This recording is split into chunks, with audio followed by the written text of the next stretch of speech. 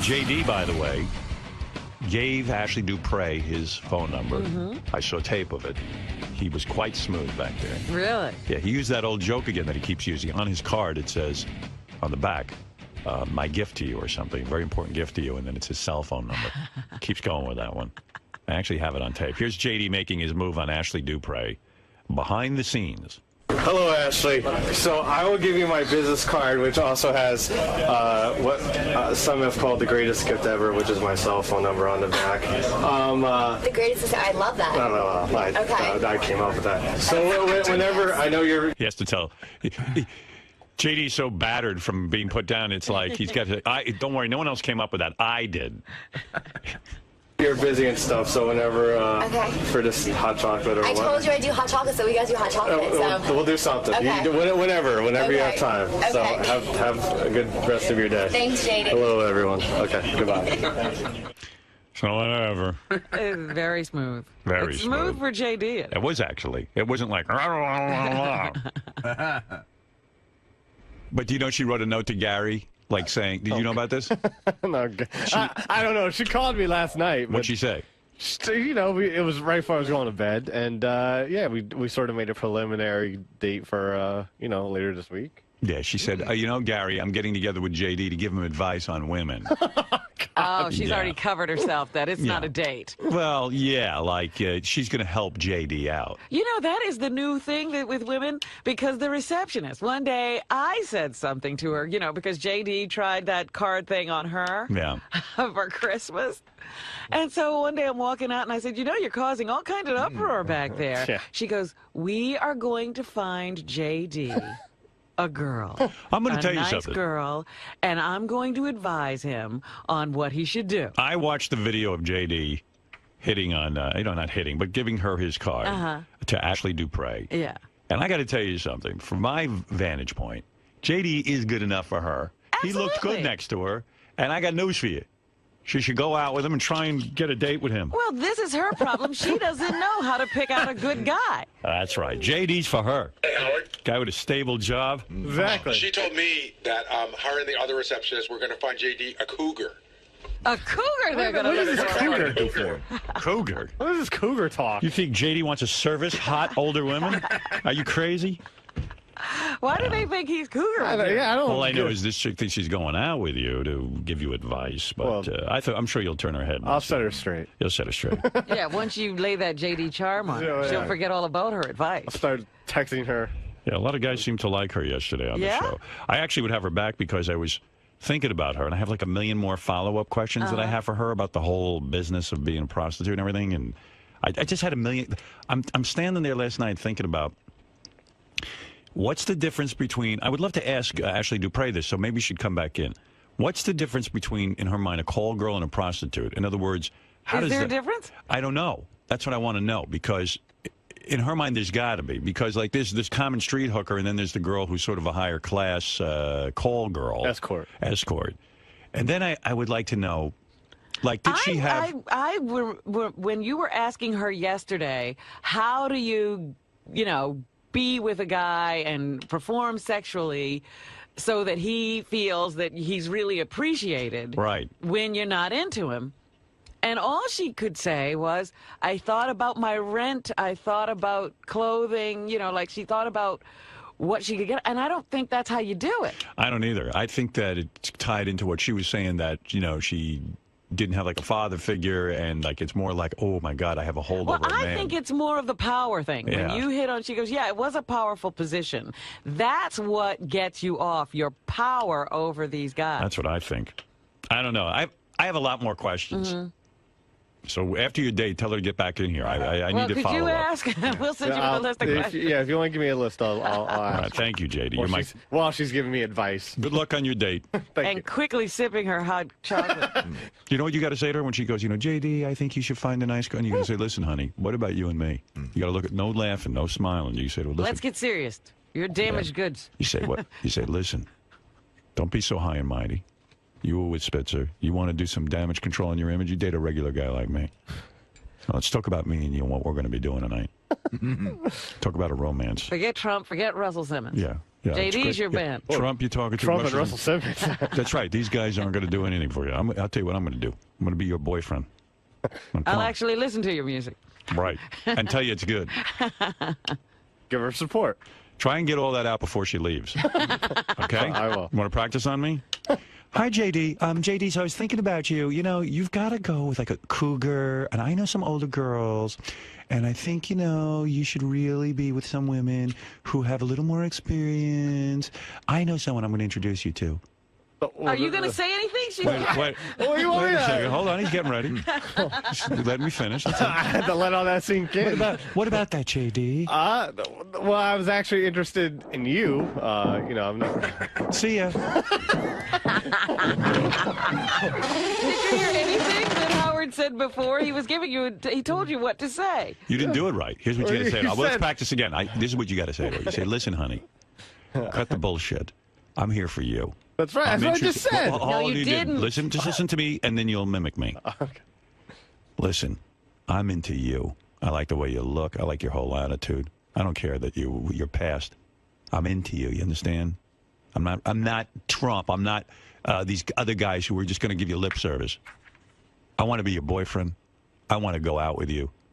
I want to make some magic here. All right, that's the attitude. Okay. All right, you do it in your own way. All right, here I go. Oh, hi, JD. Thanks for meeting me for hot chocolate. You know, by the way, when I was on the show, it was really nice meeting you. And I was thinking about you that you really need to find a cougar, like an older girl or something like that. I know some girls I'll introduce you to. Oh, listen. What? Oh, I like this new. Oh. So I guess I'm walking out. I'm still here. bye. I'm still here. That was that Fred. I'm still here. Yeah, nice. Go ahead. What did you want to say? What was that? Whoa, whoa, whoa. Listen, What are you, an Indian? Whoa, whoa, whoa, whoa, whoa, whoa. What are we on a horse? Oh, Whoa. yes. I'm interested in you. I find you very attractive. I love your whole attitude, your openness about everything. You seem very genuine and real. And I would like to get to know you more and see where this leads, if it leads anywhere. All right, Fred, now play the footsteps. Thank you. Wow, that waiter's cute. Bye, JD. Hi, what's your name? Can't believe this guy just drove me off in his car. JD, did you pay the check? Ashley just emailed me. She wants to make sure you paid and left a nice tip. Wow. She ran off with the waiter. Just like that. Guy took her off in his Maserati. That's some waiter. Yeah. World's richest waiter. Yeah, exactly. Yeah. He just does it as a hobby. He likes it. Yeah. Did you see what just happened there, Robin? I did. It was dismal. Thanks. Do you think you could get that Tim's assistant Jared's number? All right. Oh. Sorry. He's more my type. Everyone's funny. All right. I thought you did a good job giving her the number. It's always awkward. You did the best you Yeah, could. I mean, it was. You used that line. I like that with the... So what would She you laughed. talk to her about? I mean, you fell in love with her eyes. I mean, what is it you like about her? I like it. She seemed genuine and stuff. She didn't seem to put on any sort of fake personality or anything. She seemed to be herself, I thought. And, yeah, You're not scared that she might have some emotional problems because of her job as a hooker? No, I probably have some emotional problems. Right. You're willing to accept that she has problems. Maybe she could be willing to accept you might have a few Everyone's got problems. problems. Yeah, I mean, you have a problem talking. That's one problem. Right. It's one of many, I'm sure. I mean, really, you can see sitting down with her for a date and having conversation. Trying to, at least. You gave her the greatest gift of all. Now she wants to regift it and give it to a cougar. Everyone seems to want to regift it. Yeah. Actually, I had the greatest gift of all I of wonder you. what her advice would be to JD. Oh, that's very simple. Lose my number. I hope it goes okay. Try and, My advice to JD is learn English. Don't make it sound like it's your second language. And get a Jared mask. All right. Jesus. If you could try to be more like Jared. Work out. Tone up. Tone up. All right. Yes, tone it up. Work on your core. I have a special gift for you. It's the number for Equinox. Go work out there. Someone call this the greatest gift. See you, JD. Jared's taking me in his Maserati to a party. Bye. Hi, Jared. I just had hot chocolate with JD. No, he's not with us anymore. He's paying the bill. I'm free to be with you now. You know, don't let that happen. I was trying not to. Charm her a little bit. I lay it on. Yes. You want more cinnamon in your hot chocolate? I know. I have to leave. In fact, No, wait. I found the mocha. Right here. I'll get you a venti. I do have some advice, though. With your personality and Jared's looks, you'd be an incredibly handsome guy with no personality. Oh, thanks a lot. That's the nicest thing anybody's almost ever said to me. You know what, though? I thought you guys looked good together on camera. I'm not bullshitting you. If you play it right, I think you could fuck around with her. Once it was slow down, All step right. at a time. You know. What, do you want to just be a friend? No, but you know, No, he he's got enough friends. He's got 5,000 friends on that Facebook. He's got a lot of friends. I got too many friends. What are you gonna wear for the date? I've something. I don't know. Like a sweat, like a button shirt and stuff. And I'll look. Try to look good, man. Of course. Try to look cool. Get a leather jacket or something. Leather jacket. Well, you know, if he You know? really gets to go out with her, isn't it time for another makeover? So he No, I don't want to do a decent? makeover. You should for the date. No, don't. Talk to Beth. Mm-hmm. She don't have a lot of time these days. She's busy with a cat. But Say I'll you tell dress what. like this just for the show. This is how you really dress. JD, call Beth. I'll look fine. I'll look fine. You know what I would do if I was you? You know who kind of dresses cool for a dude? Johnny Depp. What you ought to do, Oh, my God. get a picture of Johnny Depp and copy what he's wearing, maybe. This is my Edward Scissorhands look. Did I look okay at the Christmas part? The Christmas party or whatever? You wore a suit. No, I didn't wear a suit. What'd you wear? I wore like a sweater. Yeah, but you need to look more like a biker. a biker. You know, I mean, yeah, like a Like tough Chuck guy. Zito. Well, no, Chuck's really macho. I'm talking about like a, like a motorcycle jacket or something. No. You know what I mean? You remember when I got that Terminator? You gave me that Terminator jacket. I couldn't. I looked That was no good. exactly. That's a leather jacket. Maybe you should go wild, like wear like a guardian angel outfit, with a beret, Can I dress like the crocodile hunter? or get a turban. Yarmulke. Nah. I don't know, but I'm just saying you could look. You know what? And wear shades. Wear dark sunglasses. You look cooler with those. I don't like shades. Kind of look nerdy with those glasses. I'm being serious. I know. You know what I mean? Yeah, I know what you mean. You know, Unfortunately. Yeah. get some tighter pants and the whole thing. Johnny Depp. Girls go wild for this guy. I'm telling you. This motherfucker dresses and he gets laid every minute. You know, you go to a place with low lighting. Never go to a bright area. Sit in the shadows. These are your tips. Go to one. Listen, this is what I do. Go to one of those bars where everyone sits in the dark. When I was with Beth, she could barely see me. What's Oh, that? Jesus. This is exactly what you should wear. Thank you. Johnny Depp. Here you go. And the guy doesn't even look like he's trying. Put this I am not fucking with you. Put this outfit on. Robin, Oh, that looks good. that's it. Jeans. And then he's got the necklace thing going and a little wristband. And get some shades on there. You got hair like Johnny Depp. Yeah. You do. Okay. Stop fucking putting yourself down. You I'm can look not. like I just that. don't think it's hair like Come here Johnny and take Depp. this picture and go get this outfit. Yeah, just mimic that. You walk in like this Ashley Dupre will be yours. You got no goddamn confidence. Sick of you being without a girlfriend. What if she doesn't like Johnny Depp? What if she? No, she's going to like you in that outfit. That's how you need to look. Not with your gut hanging Yeah, out he from comes into the have a party in gut- an I've your argyle gut sweater. from all the goddamn filet of fish you eat. It's not. The filet of fish is Oh, 7,000 that's calories. breading. I don't have a It's gut. breading you're looking at. All that bread. I'm looking at a big doughy belly. So get that outfit and get to work on it. Amp yourself up with a bunch of those pills you're taking and be So happy. you grin a lot. Yeah. But don't grin too much. Yeah, I know that. You'd be like a mongoloid. I'll look like the Joker. The Joker. It's Joker. I'm serious. You see that outfit is good, right? You understand? I mean, for him. No, for For you. you. Whatever. Dude, look at what you're wearing. What is that shirt? I know what I'm wearing. All right. It's, That's no good. You're not going to girls know. That's what? how you should dress every fucking day. You get that receptionist too. Dress like this. Yeah. Come on. Why? This doesn't look comfortable at all. Comfortable. Yeah.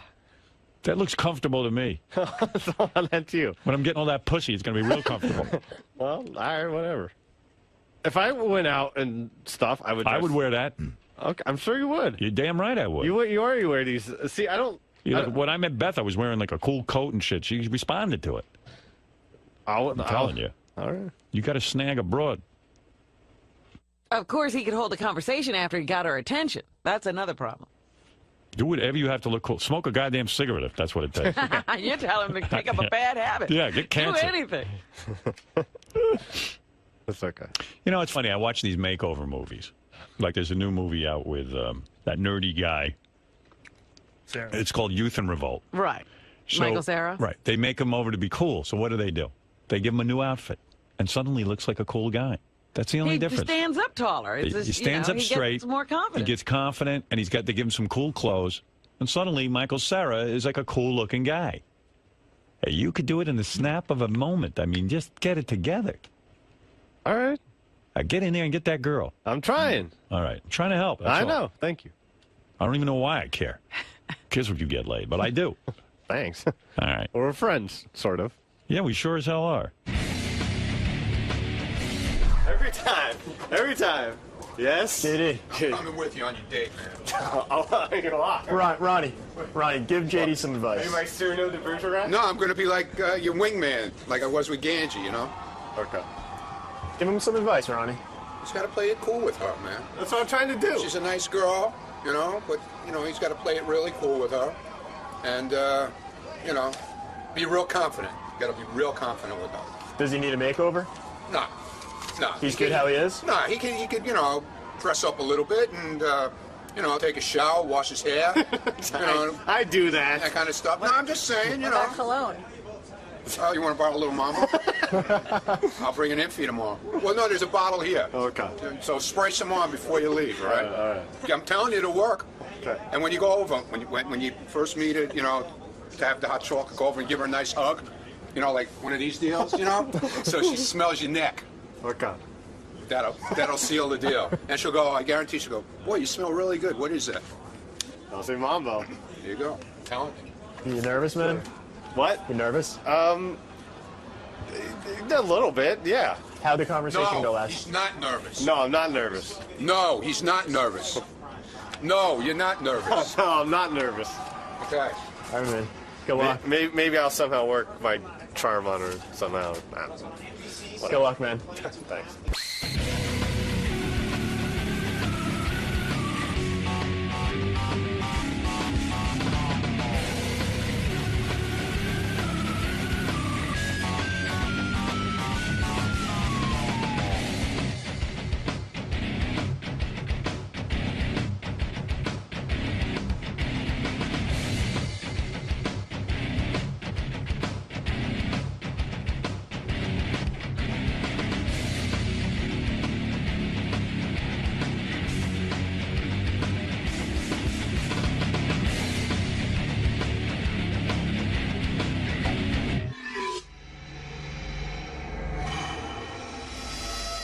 Because I have a book out, I have an EP out, I'm talking to Howard Stern about it, and I'm really excited. I've heard a lot of things that Howard has said about me, and I'm grateful. So I'm excited to meet him and be able to talk to him, and I think it's going to be awesome. I'm going to have a lot of fun. So what do you think Howard's going to want to talk about today? He's given you a lot of props in the past. Yeah, it's great. I'm incredibly grateful. So I don't know. I'm a little nervous because he is Howard Stern. He is unpredictable, but it's going to be fun. Sanjaya, if you remember Sanjaya, he was on American Idol. At the time, we got behind him to vote for Sanjaya. Yeah, I think it was 2 seasons ago. 2 seasons ago. Has it been 2 seasons already? It's 2 seasons since Sanjaya. I always judge the passage of time. Oh, there's Sanjaya. How you doing, Sanjaya? Good to see you. Sanjaya was a contestant on American Idol. Welcome to the show.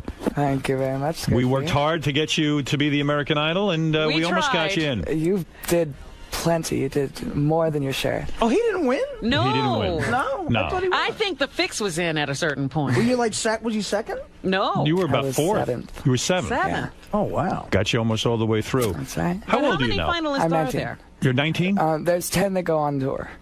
Well, but what is the entire number of finalists for the TV series? Isn't it 25? Yeah, 24. 24, okay. You know, here's the thing. When you were on American Idol, everyone was goofing on you that you couldn't sing. And the idea was, hey, let's put Sanjay through. But you passed the audition. Yeah. And I forget, what did you sing at your audition? Signed, Sealed, Delivered. Signed, Sealed, Delivered. They liked you. Mm-hmm. So it means you had an ability to sing. Well, yeah. And then somewhere along the line, everyone turned on you, right? The Yeah. judges turned on you. They turned you into a bit of a joke. A little bit, yeah. A little bit. You seemed like, you took it, but you had to be in great pain over this when Simon and all of them were like almost laughing in your face. But basically, Simon was saying you didn't belong there. Yeah. Well, I mean, it's to a certain extent, it was a little painful because I'm an artist. I'm trying to go out there and do my craft and then get like beat down for it. But on the other side, it's like these people are there. Simon, in particular, is there to be rough on you, to be just like you're here to be outrageous. It's but you have a good attitude about it. I don't know that I would have. I would have punched him. A lot of times, especially with the young guys or girls, you think, is it really okay to be beating up on somebody who's 17, 18, 16, being that hard on them in their formative years? Well, isn't it true on American Idol, and you say this in your new book, that they give you a counselor after you're voted off American Idol, almost like when a guy gets out of war and they need when you get voted off of American Idol, it's a great deflation to your ego. In other words, here you've been in this America's most popular show. They're afraid some kids might hurt themselves, right? Yeah, well, there's people that have hurt themselves just not getting through the first audition. That's true. They take it that hard. Yeah. Did you go through a period of time like, oh my God, what am I going to do now? No, because at that point I was on tour. I had gotten to the top 7, so I was like, something totally was going content. to happen I was in your life anyway. Jennifer Hudson was number 7, so obviously that didn't affect her. What happened when you went on tour? You choose a couple of songs, you go out there, you sing a few songs every night, and they pay you well or no? Well, they pay you for each show, and we do. When you say you get paid for each show, what kind of money do you get for each show? Well, I have kind of a warped sense of because my first job was American Idol. Like my first paying job was like the tour. Where did you work before that? How did you make money before that? I was in school. Yeah, you was a kid. You were high school, right? I was a sophomore in high school. So. Go ahead. Yeah, so you never had a job. So what kind of money did they pay you? It was pretty. I was able to right afterwards go to New Zealand and like move to LA and get my sister a Prius, and so like I was really comfortable. And then I realized after a while that you have to get more money in order to maintain it. So, did you spend all of your American Idol money? Do you think you were a little unwise that way? Most definitely. Because you shouldn't go out and buy your sister a car. You should probably just bank some of the money in case there are lean times, right? Well, yeah, I banked some of it, but I was definitely literally my first paycheck before that was like working for family, $2,000, and that was like, wow. Right. And then so I go on the tour and I'm like making legitimate money, and Do you have no one in your life who would sit you down and say, hey, son, listen, don't spend all this money. Be smart about it. It's not going to last So forever. you're saying a parent would have done that because you said son. Right. Yeah, I had people telling me that, but I mean... You didn't listen. I didn't listen. You got the money. You were old enough that they handed you the money. Well, yeah, I was at the end of the tour. I turned like a week before the end of the tour. I turned 18. So, but it hasn't been easy for you. Your mom went to jail, right? I was reading. Was that in your book that your mom went to jail? I might have briefly mentioned it, but she went to jail for putting you on American Idol. Yeah. Can you believe this? Actually, I fought her to go on American Idol. She didn't. She wanted me to wait a year. Did you? Why'd your mom go to jail? What was she doing? It was overblown marijuana operation that she had for medical uses. She was growing for medical uses. All right. Where did she live? In Seattle. So she didn't have a marijuana operation. She had an operation that caused her to use marijuana. No. He's saying she grew marijuana for medical purposes. Oh. Yeah. But in Seattle, is that legal? It's not legal. Well, there's certain, it's a gray area for medical uses. So it's. So what, are you an Indian guy or what? My dad's from India. Where's your mom from? My mom's dad's family is from Italy, and then her mom is English. So she's like a white type of broad, and then your dad was an Indian, so you guys came up with kind of a mixture over there. Now, I got to say, how's that sister of yours? I found her quite attractive. Thank you. She's doing good. She's actually, she wanted to call in, but I don't know if she's... Why should she hog your airtime? You know what I mean? Yeah, she's listening in her Prius. Yeah. I hope she sold that at Prius and gave you back the money. Well, I'm living in New York, so I'm not driving, but when I go back to Seattle, I get to drive it because it's technically my car. She's quite attractive. She have a boyfriend? Yeah, she does. She does. Yeah. And what's she doing with herself? She's in Seattle right now, but she's writing music. She's working. Is she sexually active? I'm sure. I don't. How old is she? Do you think she's gotten it? Huh? You think she's gotten it? Gotten what? Sex? Yeah, the ween. Yeah, I'm sure. Yeah. How old is she? She's 21. She living with this guy? Yeah. You kidding me? Yeah. And they're celibate, Howard. Yeah, they're saving themselves for marriage. So he's doing it. You think that's our first? No. She's been around the block, that chick, huh? Not around the block, but she's had previous relationships. Now, you mentioned in your book, now I got to be honest with you, I thought you were gay. Okay, a lot of people have. I think you're a gay American, and I still think it. Because, really? Well, you're very effeminate. You know what I mean? You're a good-looking guy. Thank you. And you have a very slight build. And I say to myself, you're going to make him gay. And he's not.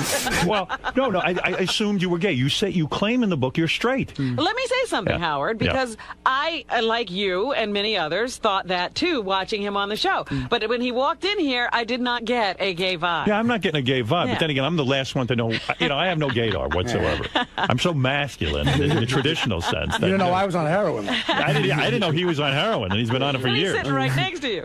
Would you do me a favor to prove that you're straight? Will you fuck Robin right now? Oh, stop it. Would you mind? That's not necessary. Sanjaya, would you mind giving her sex right now?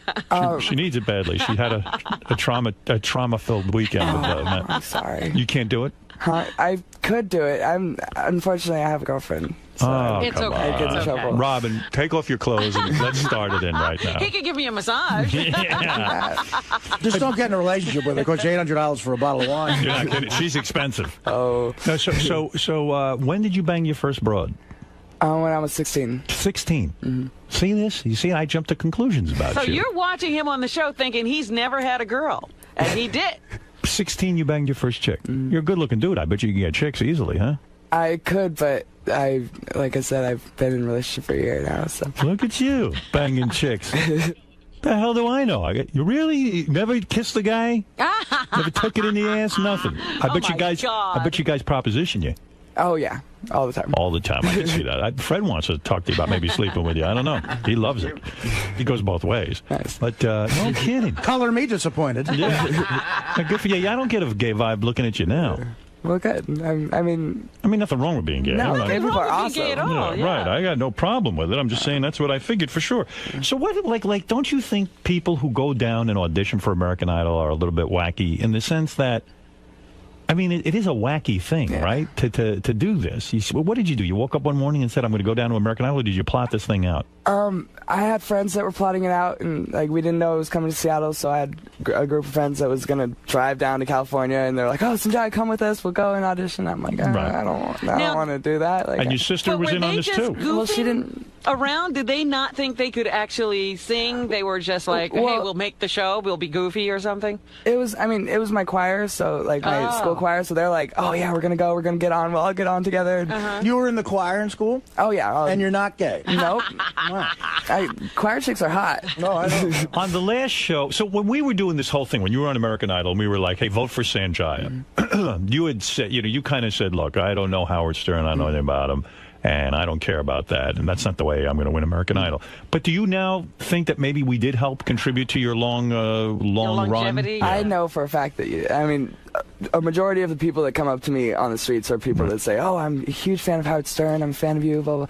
And so I voted for you many times. We were behind you, and I never have voted in American Idol. I used to vote every week. That's right. I never voted for you. Now you were treated disrespectfully, and then let me get your feelings on this. You, on the last show, you did a duet with Steve Perry of Aerosmith, who is a great guy. Yeah. That's Joe Perry, sorry. Yeah, I was going to say, Steve Perry is not a great guy. He's from Journey. Yeah. I'm talking about Joe Perry. But you originally requested to do your duet with Ozzy Osbourne, and he refused to do it with you. Is that true? Well, it was kind of like they were trying to set up a duet with Ozzy Osbourne. I don't know the logistics of it all. But he said, no, I don't want to be with Sanjay. But wait a minute. I don't understand what happened. So you decide who you want, or do you know that there's a list of people who are going to be on the show? I didn't know that I was going to sing with Joe Perry until the rehearsal. And I went out on stage, and like first I saw him rehearsing with other people, and then I went out on stage and realized he's with you. Oh wow! Wow. So yeah, and then but after the show, I did like the press tour or whatever. I did Jay Leno, and Ozzy Osbourne was on it with me. So I mean, it was no big deal. Yeah. So when you go on American Idol and all this fame hits, Everybody in the country practically knows your name. Yeah, I mean, was it a good experience or was it a bad experience because you started to become, you know, hey, vote for the worst, vote for Sanjaya, this and that? Does it become like a goof and you feel like, hey, everyone's goofing on me? No, I mean, it's definitely mixed feelings while it's happening, but overall, it's obviously a good thing. I mean, I've been working in myself to be a musician my entire life. I hadn't actually worked as a musician, but I've been like. You making money now still? Yeah. I mean, what are you doing? Give me what's going on. You got a book out. Yeah. Sanjaya, by the way, has a brand new book, Dancing to the Music in My Head, Memoirs of the People's Idols in stores today. And you have a record album out. I have an EP. EP? What the hell is that? What does that mean? 5 songs. 5 songs. Yeah. And where do I get that? Amazon.com. Oh, so you're selling it on there. Yep. And what is it? Dance music? What kind of music is it? I mean, you can dance to it. It definitely has, like, really good beats. It's world influence, very much so. So a lot of the beats are like tablas or djembes or something like that. And then, are we going to listen to a little? Did you write the music? Yeah. Did you write the music? I wrote some of it. I had co-writers as well. My sister helped me write. A couple family members helped me write. So it's really been. How far would you go to be famous? Would you appear nude in a magazine? I've been asked this question, and it's a dangerous answer because it totally depends on. I would if it was a really classy magazine. I wouldn't do like Playgirl. You would show your penis and balls? Depending on Let's how say it was a classy magazine like Time Magazine. Time Magazine isn't doing They that. don't do nude, No. Robin? National Geographic. No, I'm saying, let's say it was an artistic endeavor. Yeah. You would show your penis and balls in a magazine? In the future, done right, yes. I'm not very modest. You're open to that. I have a feeling you are very large in the pants if you would do that. Am I correct? You got a big hose? Be honest. I haven't really seen anything else to compare it to. So. Bullshit. You've seen guys in high school and stuff. I wasn't in. I did PE 1 year, and I didn't have to change in front of anyone. You've never seen a guy naked?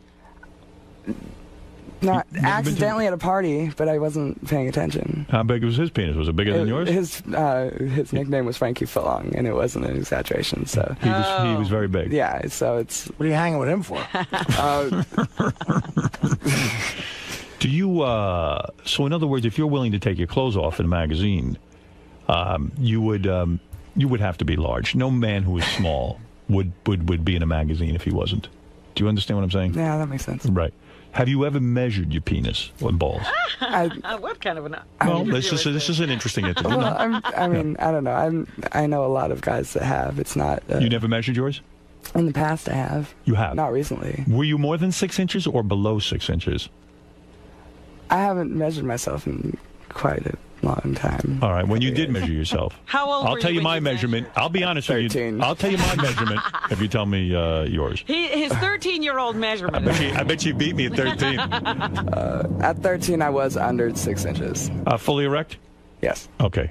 Well, fully erect. Now, I was an adult man. I was 6 inches. Exactly. Right, Robin? Wasn't it? Yeah, something like that. I think you approached 6. I was 45 when I was measured. When did your cock stop growing?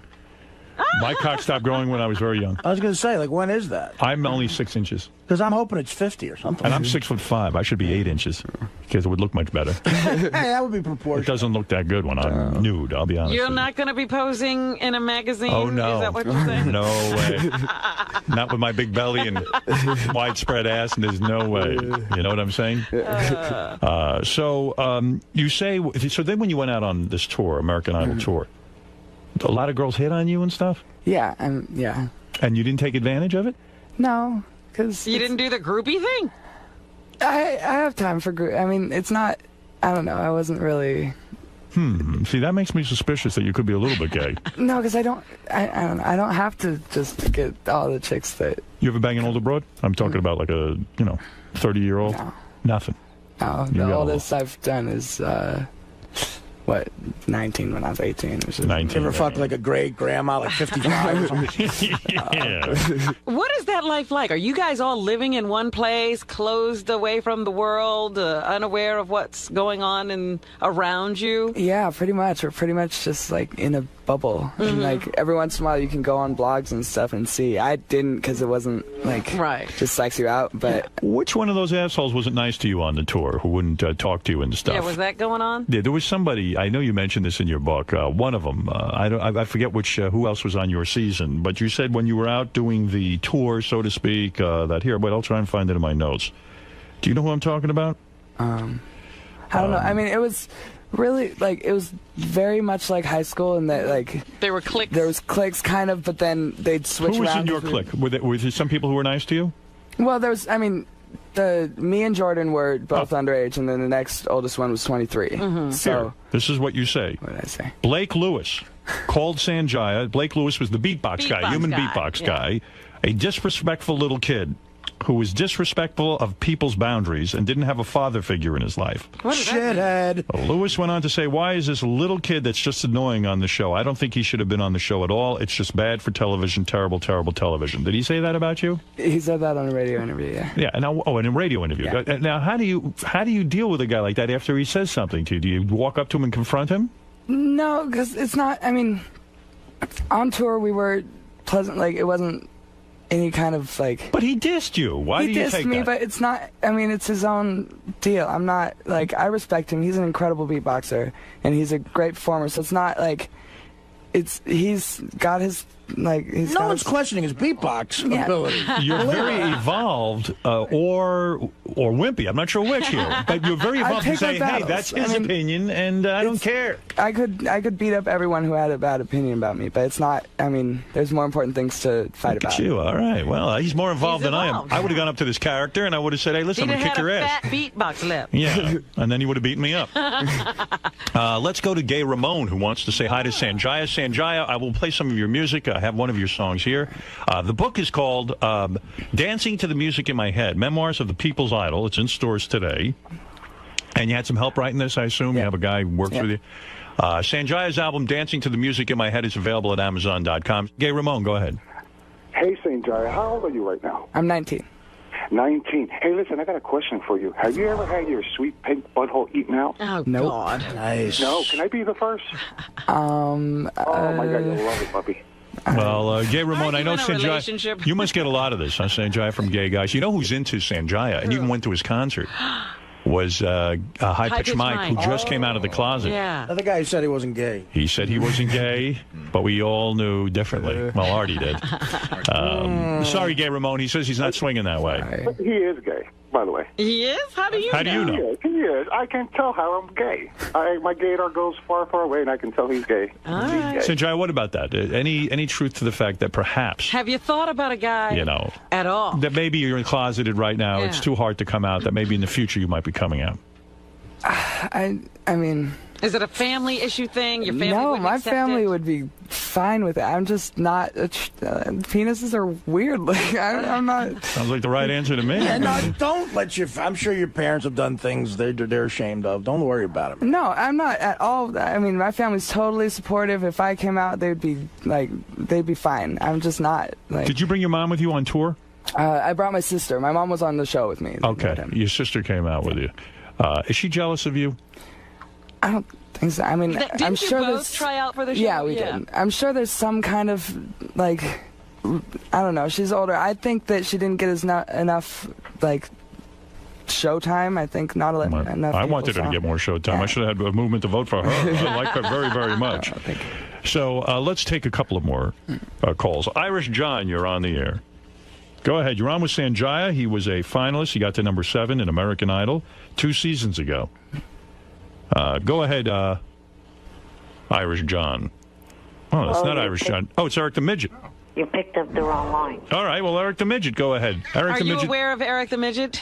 I've not enough to know. He's one of the biggest Idol fans there is. He even does his own Idol radio show, which is probably the worst radio show in the history of radio. A little shithead lives in California. Right. Eric, go ahead. Your question for 𝗫𝗫𝗄. Yeah, and Artie, you're the world's biggest shithead. Shut up. You're on with 𝗫𝗫𝗄, your dream. Go ahead, Eric. Although, Eric, I got to be honest, you used to trash 𝗫𝗫𝗄 on your show. Yeah, he hated our our movement. Right. You were against the movement. Right, but I didn't have the show back then.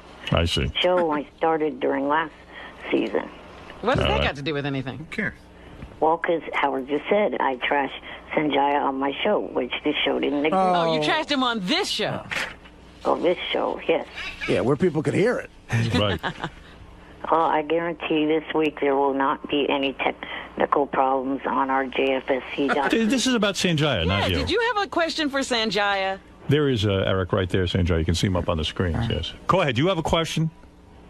Not really. Oh, all right. Think about it. Bye. This is Sanjaya's time to... Gives a fuck. So, when your mom goes to jail, where is your dad? Well, they were divorced. I was actually living with my aunt. And then you drop out of high school? I got my GED to do American Idol because my choice was either be enrolled into high school and get tutored 3 hours every day, or get my GED and just do this. So I figured do the music thing. That's not so easy when your mom goes to jail like that. And you're living on your own almost, huh? I didn't know that it happened until after it was over because, like I said, I was living with my aunt. So. All right. Let's go to Jeff the Drunk. Jeff the Drunk wants to say hi to Sanjaya. Yes, Jeff the Drunk for Sanjaya. Hello, Sanjaya. Hi. I voted 5,000 times for you. 5,000. He did, actually. 5,000. Yeah, he was drunk and he did what he had to do. And I listened to my boss. Right. Later. All right, thank you. And we'll take one more call for Sanjaya. Let's go to Rick. Rick, you're on the air. Hey, Sanjaya. I think girls of Indian descent are really beautiful, but I can't stand tons of pubic hair down there. So I just wanted to know, culturally, are girls allowed to shave down there? Indian girls allowed to shave down there? He's only half Indian. Do Indian girls shave down there? Why wouldn't they be able? What do you mean, a religious thing? Yeah, is that a culturally religious thing? I don't think that they have anything against shaving down there that I know of. All right, let's go to... That's the silliest question These are ever. the craziest questions. All right, let's go to Mark. Mark, go ahead. Hey, now. Hey, now. You've never seen your sister naked, I hope, have you? No. You never have? Like when we were like tiny in the bath, but not That's it? anything like... Too bad. I'd like to ask you some questions about that, but since you don't have any expertise in that area, I'll... My bad. Ask all you want about Frankie Footlong. All right, go ahead, Mark. Peace and love, peace and love. Peace and love. There's no way Sanjaya is straight. There's no way at all. Why do you say that? Artie's got to throw something at him to get him out of the closet. No, yeah, well, I only do that to staff members. Sanjaya, what's your gay problem? What, Artie, you getting any gaydar going off? I mean, you're the expert on this. I'm the expert? Yeah. No, I listen. You knew High Pitch Mike. Yeah, but I knew High Pitch Mike went to the Madonna concert. I can't believe High Pitch Mike isn't even here today. Yeah, where is he? He almost attacked Sanjay. He ran up to take a picture with him. That's true. Yeah. That is very true. And he's a big fan. Where are you, Mike? Get in here. Right. Mike's going to snip the couch when Sanjaya leaves. Do you think American Idol's seen its best days, Sanjaya? Do you think it's over? I don't know. It's hard to say because it's... Do you watch the show? I do now more than I did before. Like, I watched it every once in a while. Like, I voted for Kelly Clarkson once because I saw her once and was like, wow, she's actually really incredible. But I was never really, like, every day all in it. And now I pay attention because I think it's important to see it, and it's fun to kind of watch it from a different perspective. But you performed at a... all right. Did you perform at a bar mitzvah? Bat mitzvah, yeah. Bat mitzvah. Yeah. Now, how much dough can you get doing that? Can you make a lot of money being a bat mitzvah? It depends on the father, really. Right. Depends on... So what do? You show up, you do a couple of tunes, and you shake the kids' hands? Yeah. And you get a couple of bucks? Yeah. Nice. It was beautiful. It was at a castle. It was, a little princess. A very good little Jewish girl. Right. It was a White Castle. Yeah. All right, let me hear what you're up to musically here. What is this song I'm going to listen to? Let's see here. We have... where do we have the clip, guys? Oh, here we go. Sanjaya. This is called, I don't know the name of this song. A Quintessential Lullaby. Is that it? Okay. Here we go. Let me hear a little bit.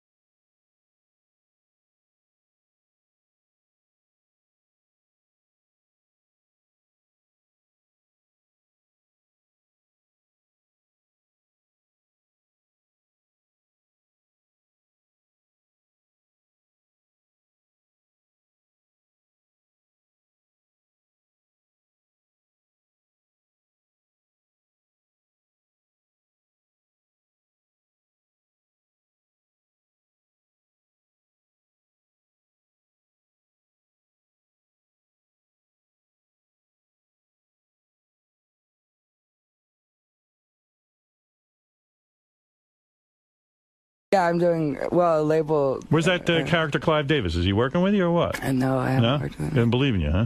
Well, he's busy. He's busy with everyone else. Yeah. Yeah, you got a record company or what? I'm doing it independently. Uh-oh. I have an independent label. Yeah, you got to get a record company.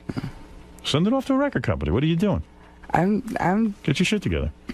I'm sorry. I'm just busting your balls. Listen, good for you. Thank you. You're doing your best. You're out there. You got the book. Yep. They give you an advance on that? Yep. All right, excellent. What'd they give you?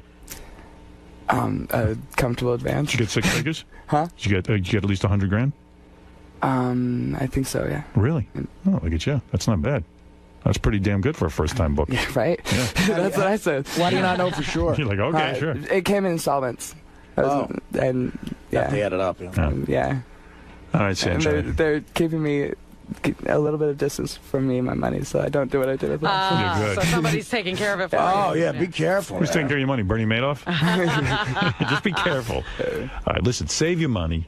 Get out there, do your thing, be an artist, but be sensible Any about acting money. aspirations? Absolutely. All right, Yeah? all right. What are you going to be in a movie with Jack Nicholson? What's next for Sanjaya? I'm not sure. I'm just kind of riding the wave. All right, if a guy wants to hire you to do a private personal appearances, you and him at his apartment. Private personal appearance. How much does it cost?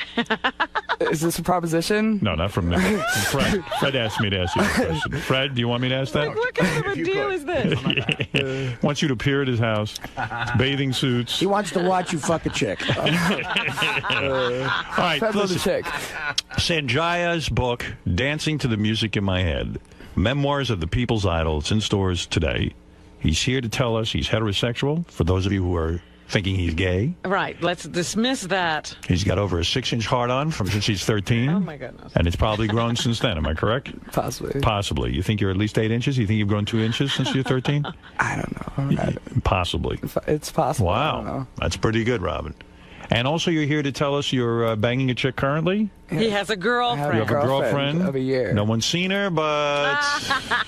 So it was a good decision, and we learned that it was a good decision to go on American Idol. A lot of opportunities. And Sanjaya's book is called Dancing to the Music in My Head, Memoirs of the People's Idol. It's in stores today. And don't forget, you can get his album, Dancing to the Music in My Head, available at Amazon.com. Yep. Oh, it was nice meeting you. Nice to meet you, finally. Yeah, finally. Time. Yeah, we always wanted you on this show. And say hi to that sister of yours. I most definitely will. And believe me, tell her I thought she was very attractive. Was she a twin? No, she's 2.5 years older. She's 2.5 years older. Oh, that's interesting. Robin, make sure. Awesome. What did you like about doing the show? Just being able to be really real. Because, like, certain interviews you have to kind of be censored and be, like, yourself, but altered version is... It's good to be able to say what you want, right? So, now, how was it answering some of those questions? Well, they're a little tough at times, right? Yeah, but it was expected, so I was I had my guard up a little bit, but it went really well. So you had a good time today? Oh, yeah, definitely. All right, Benj, how was it to finally meet Sanjaya? It's great. He's a nice guy. He definitely has a charm to him that I think comes across on the air and in person. You've gotten manhandled for this guy, right? Yes, I have. Screaming his name out. Normally when I'm mentioning Sanjaya, people tackle me and knock me down and everything. Sanjaya, how is that, man? This guy would scream on, CNN for you and all the news channels. It's awesome. I mean, I'm flattered. I am honored to have someone that would do that. I'm flattered and honored also. You make a nice couple. Guys, look at me right here. 1, 2, 3. One more. 1, 2, 3. Oh, that's cool, man. Hey, nice to meet you. It's great job on the show. Can't wait to see the book. Yeah.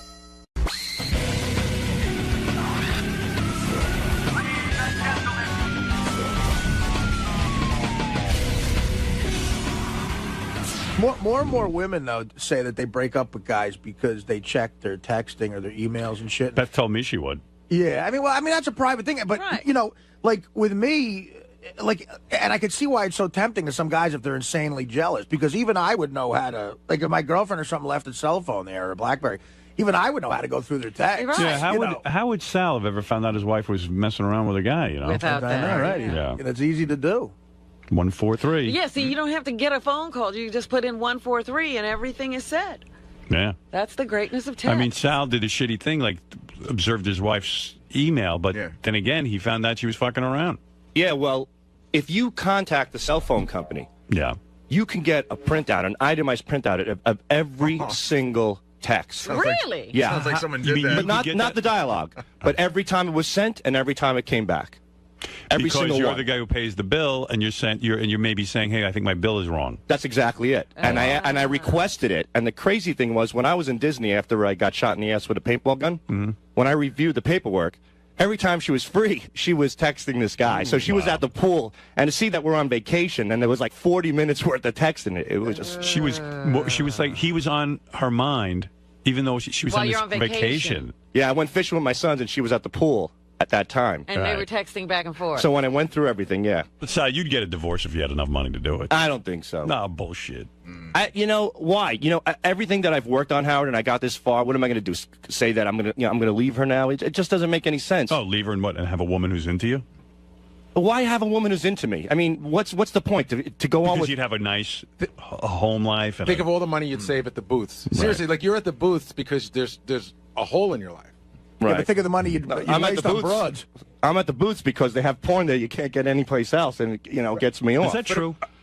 Yeah. Well, I haven't gone. You can't get the porn anywhere else but at a booth? I mean, a booth that's a very bizarre thing in this day and age when you can get porn right over the internet. It's live. You can't carry the internet. I can't carry my laptop on the train and jack one out. So, I go across the street to Penn Station and I toss one off, and it's like a sleeping pill. I pass out on the train. Wow.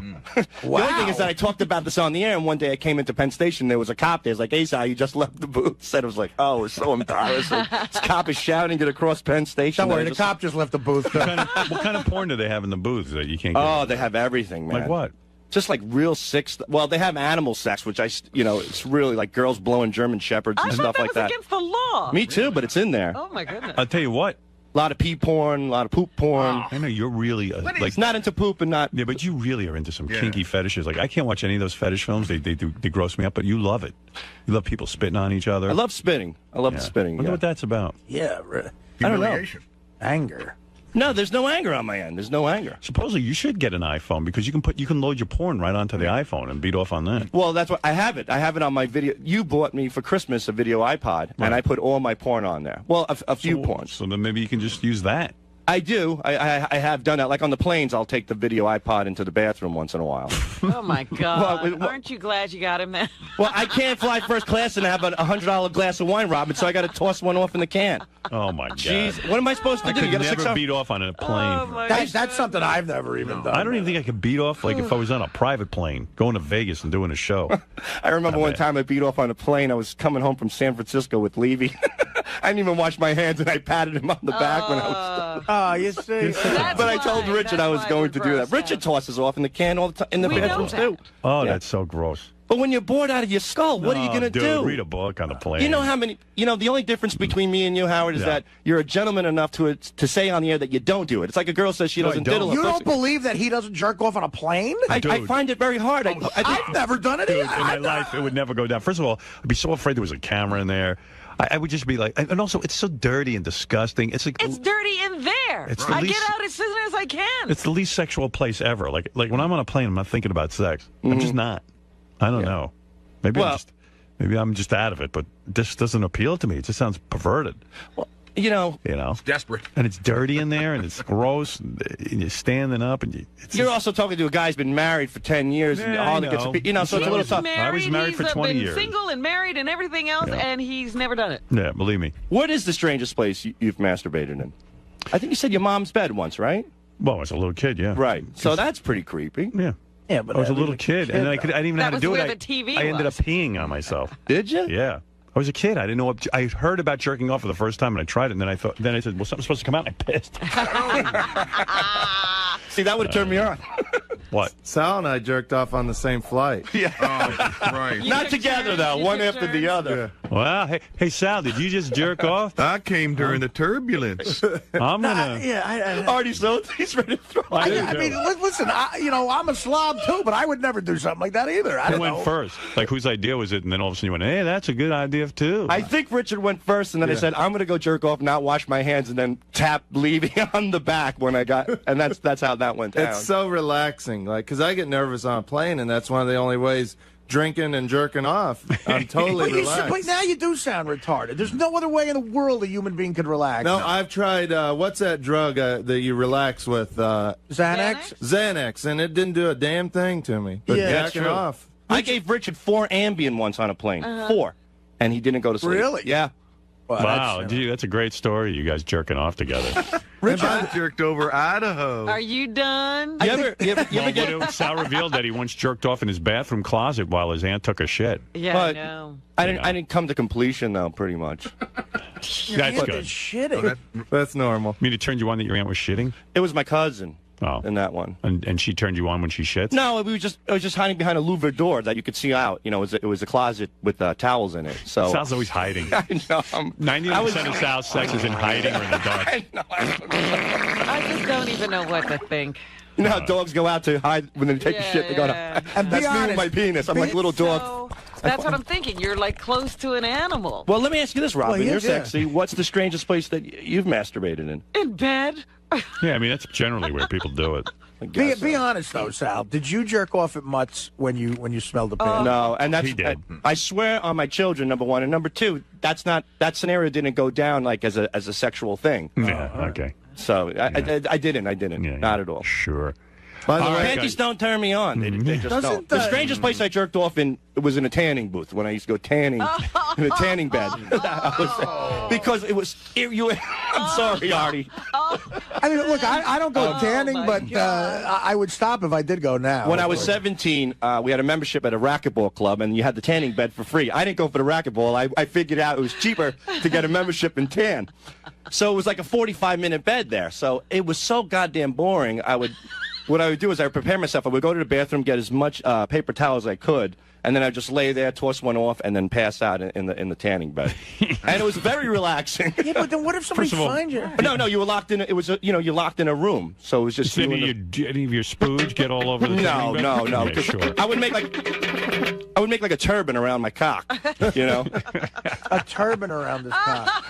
A cock turban. You wrapped your cock in yeah, towel. and then it would just pull off like a little helmet because it was like paper mache. Like a mold. Yeah, we make a mold. Yeah, it was, and it worked great. I think this schedule is finally getting to Richard, man, because Richard looks unhealthy. Yeah, I'm looking at the belly. He put on 22 pounds. I did over the holidays. I'm trying to lose it, though. I'm eating healthy. They have no, he's not. They have Fresh Direct machine upstairs here now. What's that, Fresh Direct? Yeah. It's like healthy meals you can buy. They're like $8. What is fresh? I don't know. What Upstairs here? Yeah. Okay. Artie should go check it out. I should. I didn't know in the about break that. room, But yeah. what kind? But you look. I look. Believe me, I look awful too. But you look run down and like heavy and bloated. Well, I'm not. He's also an alcoholic. Yeah, it's true. You know that the kind of boozing you do that really fucking takes. Yeah, it's makes taking it- its toll. You're starting to look old. Really? Yeah. You're letting it all happen, huh? Yeah. Yeah. I mean, I didn't get out of control last weekend with booze, did I? Well, he got to the airport 2 hours early, and I didn't even think about it. Forgot because we haven't traveled in a while. He goes, because I got to start drinking right away. So he gets right to the airport, immediately sits down, and his new thing is champagne and mimosas. Yeah. So he'll put away like 2 bottles of champagne in one sitting. That'll put weight on you. And then he gets up, Howard, and you just start hearing like clink, clink, clink, clink, clink, and it's a sandwich bag full of little booze bottles for the plane.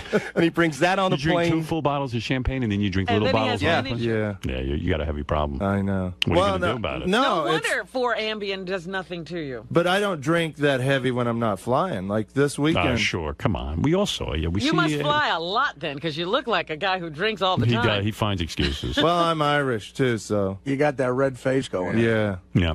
But I, when the plane takes off, I have to have a drink, or it's a habit of mine. I don't feel Stop flying. right. Yeah, maybe it's time to give up the road. Well, that's why I took that train trip. So Yeah. Which you drank on Yeah, as well. and he packed booze. Sal, you would tan for 45 minutes? Isn't that dangerous? It was and weren't you afraid to fall asleep at a tanning bed? Like, I would just be They had paranoid that it time, might weren't they? They have time, but they could not. That could malfunction. It could malfunction. One time I bought one of those cheesy pieces of shit lamps you plug in at home, It's like set it in for... Tanning, is that important to you? It was for a little while.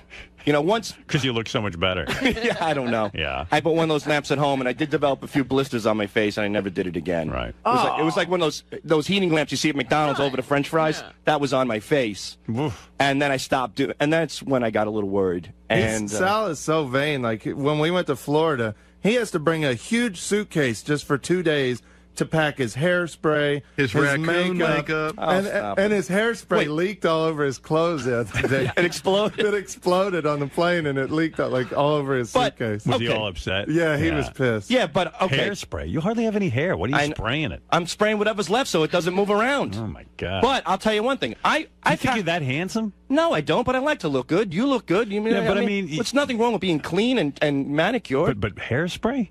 Well, if I didn't have hairspray, my hair would just go straight down. I'd look like I'd look like a monk, like that fucking guy from Dumb and Dumber. I like my hair to look decent. I mean, the hairspray keeps it up like that? Yeah, a little bit. Wow. Is there really anything wrong with? I mean, but it's a hairspray. Today's day and age, and it's a special hairspray from Bumble and Bumble. Like he won't use just any hairspray.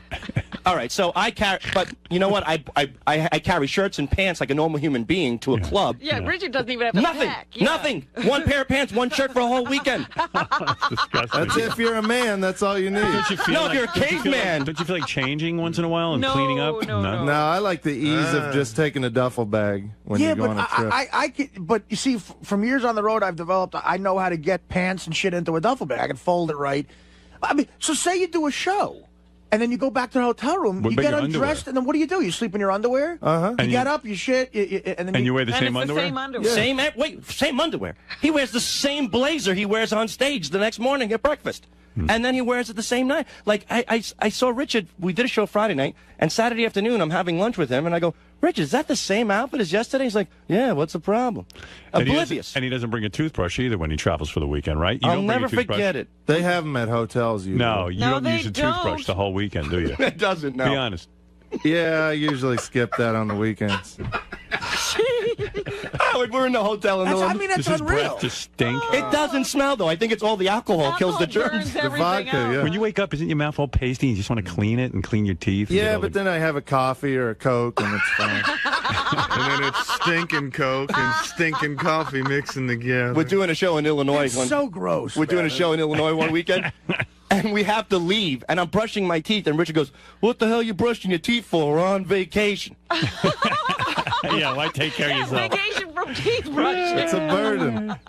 You had more than 18 cavities, man. That's how fucked up you are. 18 cavities. I got them filled, though. Yeah. And there's going to be more on the way. Have you been back to the dentist since then? Once, yeah. What did he say? You need to take better care of your teeth. Yeah, they scolded me for not flossing. Flossing? You're not brushing. You're not. I mean, don't you? When food gets caught between your teeth, don't you want to just clean it out? Like I carry toothpicks. I mean, I just don't notice that stuff like most people. I guess. Wow. It? How do you not notice you feel clammy and disgusting? I don't know. Well, it's, I even took Sal to my old house in Florida, my warehouse. Shit. When you live in a warehouse for 8 years and you shower once about every 2 or 3 weeks, when you shower once every 3 days, that's like living the high life. Where would you shower? He hosed himself off, don't you remember? Oh, that's right. But back then, didn't you think about, like, now you got a girlfriend, and God knows I don't know how. But she's a saint. But she is. But back then, first of all, she's going to wise up to it. You got to start washing yourself. Back then, would you ever try to get abroad? I mean, like, were you shower for 3 weeks? You know what? After about 5 years of not getting laid, I gave up, and I was like, fuck it. I'm just going to be a man. I'm not going to shower. I was kind of doing it in protest of women because I was so angry about it. I used to love like walking up next to a hot chick at a bar and stinking and stuff. It's kind of my way of saying, you know what, I don't need you. Kind of way of admitting you're gay. Yeah. Well, no, I was an angry guy because I didn't get laid. You didn't get laid for 10 years, right? Yeah. You're not an angry guy. But you weren't getting laid because you smelled. It was self-perpetuating. Well, and you didn't brush your teeth and you looked disgusting. After a while, that's the reason, yeah. After a while, I think that was the reason from the very beginning. When's the last time you showered now? Sunday, I think. Sunday. If you have to go, no. After that question, you're fucked. Yeah. Wait a minute. You're a pig. It's fucking Thursday, man. Is it? Dude. Nobody answers, to when's the last time you showered? When did you shower? My shower curtain was in the wash. So shower curtains in the wash? Yeah. Just buy a new one. How much The is shower more than he curtain does? gets a shower. Shower curtain's like $3. You no, can go to I like fucking Walmart. I got a nice one with like a painting on it and stuff, and I washed it. And I didn't want to get water all over the bathroom. There's a painting on your shower curtain. And it takes 3 days to get your shower curtain washed? Yeah. Well, I do drop off laundry. So. Wait, I don't. They make these liners, Richard, that cost $2. Yeah, it's called a liner. It's That's Thursday. the thing. It's a liner. That's what Rob is talking about. That's what I'm talking about. In other words, you have the regular beautiful shower curtain, and then behind it is a plastic liner. Oh, the plastic liner is like $3, $5. I'll have to pick one of those up. Yeah, and it lasts for months, and then you throw it out when it starts to get when you take shit it in, on you it. get another one. Months. It lasts for years. Most families. Or maybe take a bath if you have to get rid of your shower curtain. Yeah. Wash your balls and your asshole. I always, I get busy with something. I'll be working here or at home. I'll be playing guitar, and I just don't think about showering. Richard, it's last thing on my mind. 4 days. It's 4 days. Like, how many shits have you taken since then? Oh, probably 8. About 2 a day. I mean, come on, 2 a day. Did, again, this has gone from like goofing around with Richard to where I want to call human resources. You're taking 8 shits and you didn't want to wash your asshole out with water and soap? No. You like it. You like it smells. He does. He does. There is something manly about. Do you like to put your finger down there and smell it? I do. In between my balls and my thigh. I'm sorry for anybody that's eating breakfast out there, but there's nothing better than taking your 2 fingers, rubbing it between your nuts and your thigh, and you get that man smell, You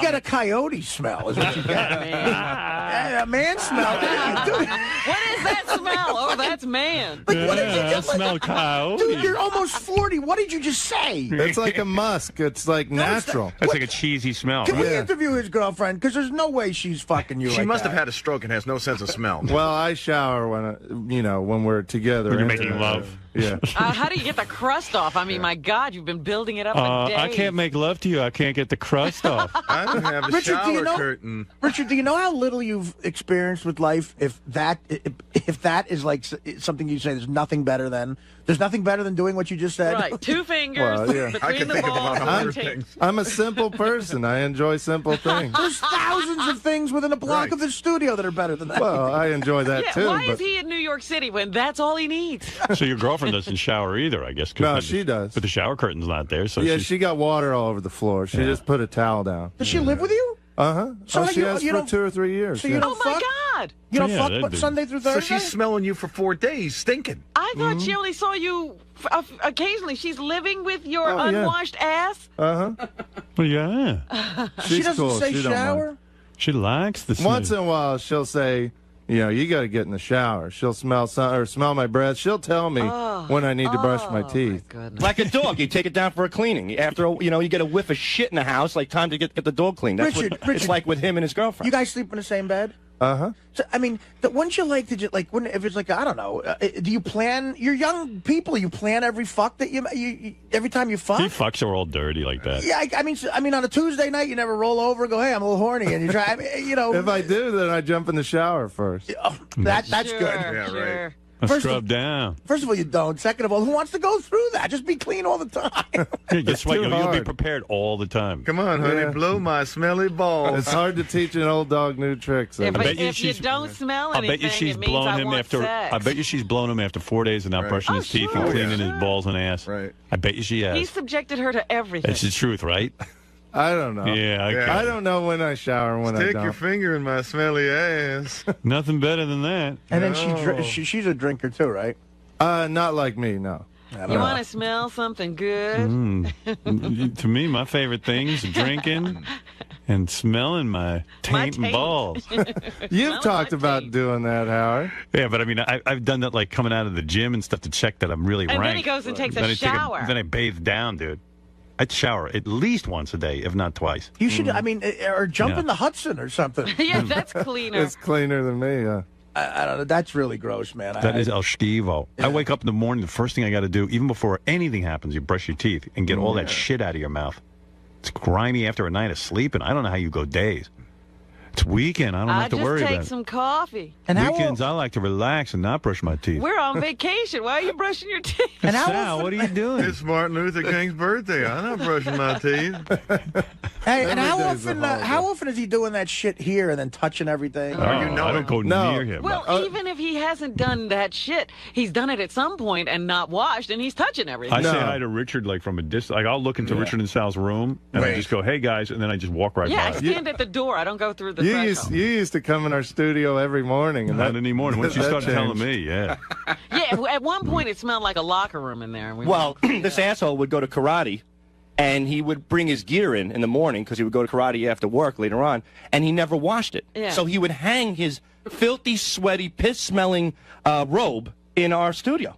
And it just smelled like a locker room. Whole thing and he never, ever washes it. Someone told me he left his bag for, his gym bag with clothes in it for 2 months, and they opened it up. It smelled like a dead body. Oh, it did.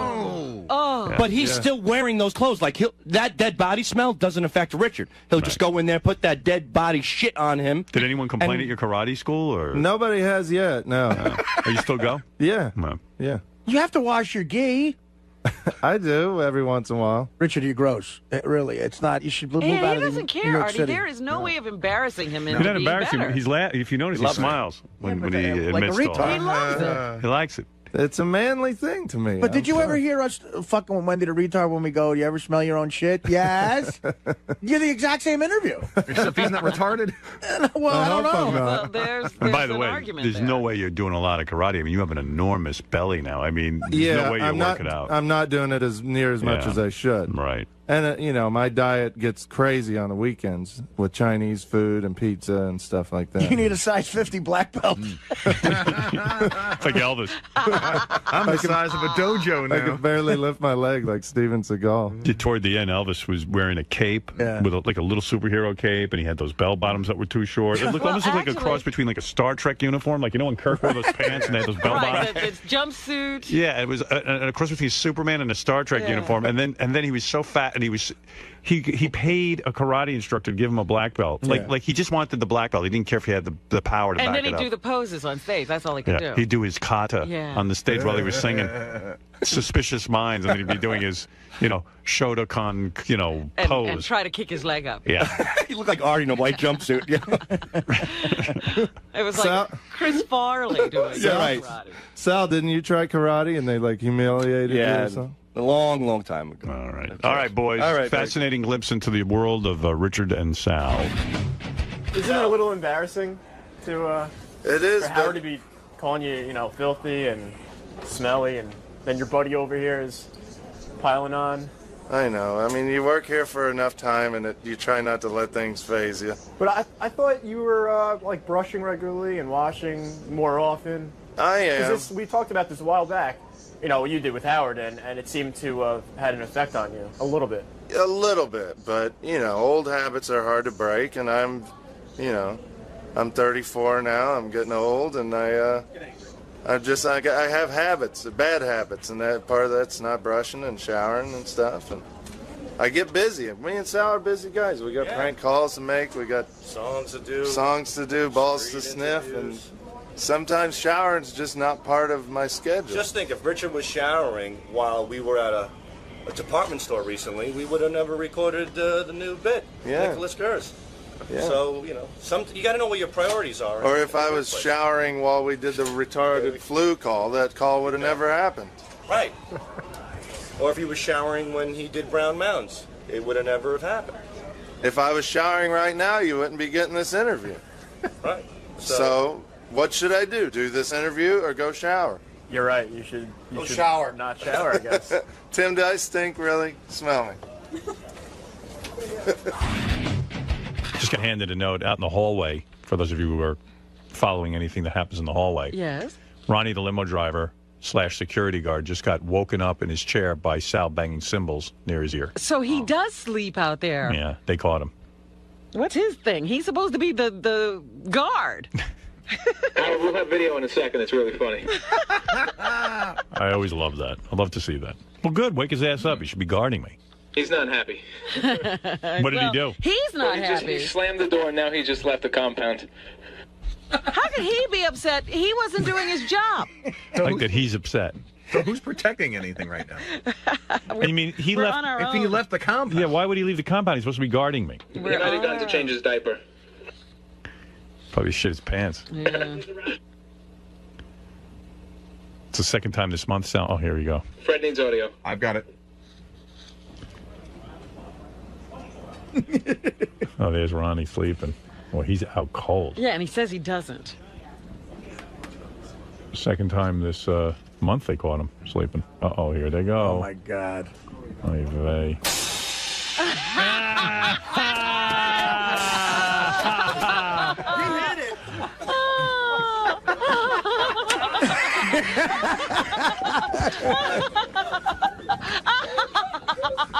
All right, man? Oh, that's great. Get the fuck out of here. I'm sick of you motherfuckers. Slam the door on them. Yeah, but he's sleeping on the job. Yeah, is he sleeping so he can stay up late? Ron, Around? Ron, you can't sleep here, dude. That's really crazy. I mean, that's your job. Even Artie knows not to sleep. Knows that Ronnie can't sleep. God, sleeping's not so There's good right certain jobs you can't sleep through. I got to see that again. When's that going on Howard TV? The fans need that one. That should be on tonight. I love Ronnie. I'll be on one of tonight's Daily Show. On tonight's show? It'll be on tomorrow night after midnight. Oh, tomorrow night after midnight. I love Ronnie stealing all my fucking listen, bits. Listen quietly, because maybe you'll hear him say something. There he is. He's asleep. Here comes Sal.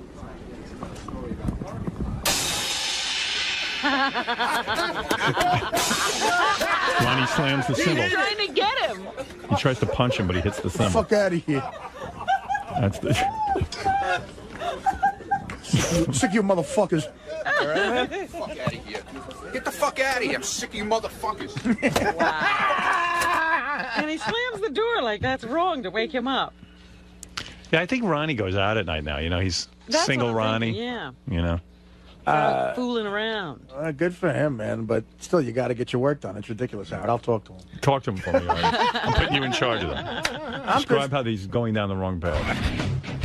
What do you want? I just want to get your. I want to know why you fell asleep. None of your fucking business. Maybe it's boring around here. I just need to get a straight answer. I need for you to get the fuck out of here. Oh, that's what he brought in. Leave me alone. I saw some stuff out there. Look at all the burgers again. Look at these animals here. Wait, look what? at this. What's going on? Look at the background. Look what's going on. You could jump in. Chris, so for people who don't know the radio business, it's very rare to get free food. So right here at the end of the show on Thursday, 𝗵𝗵𝗿 and his people were nice enough to send up a bunch of free burgers, as Salas told everyone, taste like pussy. That's how good they are. And the entire floor. Animals. They're like friggin' animals. And now convened around our free food table. Interns, radio guys, the Howard TV guys, the news people are here, and they're just, literally, as they were unpacking, the woman couldn't unpack the boxes, everyone's crowding around her and shit. I grabbed the burger, Sal grabbed this for me. But I told Ronnie, I'm like, hey Ronnie, take charge of this situation. You know, you got 8,000 people crowding around the table, everyone's pushing each other, shit's getting messy. You know, form a line, do something, keep the hall clear. But Ronnie fucking And he's not doing that. No, where the fuck did Ronnie go? He grabbed his burger and he fucking left. Well, I've never seen. We've gotten food up here. You know, it's a rare occasion. This food I've never seen food disappear so fast. Ronnie, who's the first one to take a burger? Well, Scott the engineer was the first one to circle, but he didn't take anything. He first circled, but he didn't take it though. The first one to take was Richard Christie. Yeah. What do you get? Then Scott the engineer. But Scott was here first to circle. What's going on? He's going, are we, is this for us? Is this for us? And he's back, look. Yeah, we have Oh, one. there he is again. Look at him. Oh, really? And we're building one at Look Paramus. at him. Look at him sneaking his big arm Right in in. the Bergen Town Center. Yeah, Bergen Town No, Center. Yeah, we're building it right now. We're opening March 7th. Great. Yeah. Look at that. I can go Leave there some every for day. the girls, will you please? You're taking the whole place with you. One left. How's that burger, man?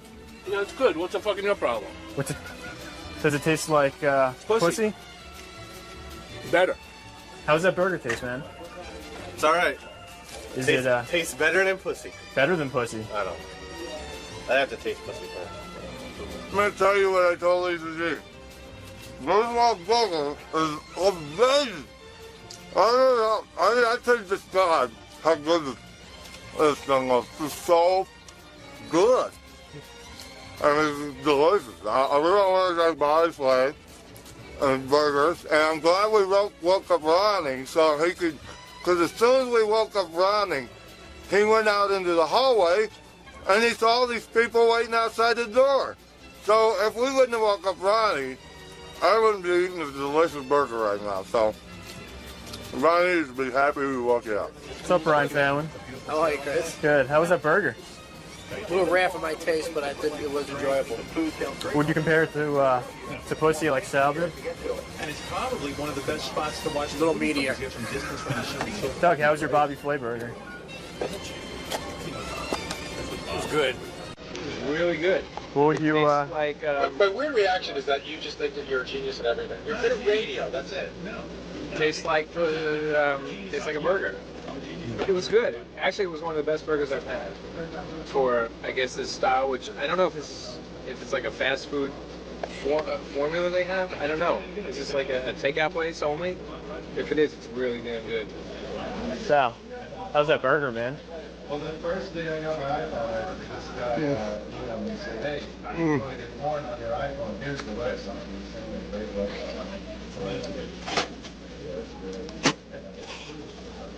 You know what it tastes like?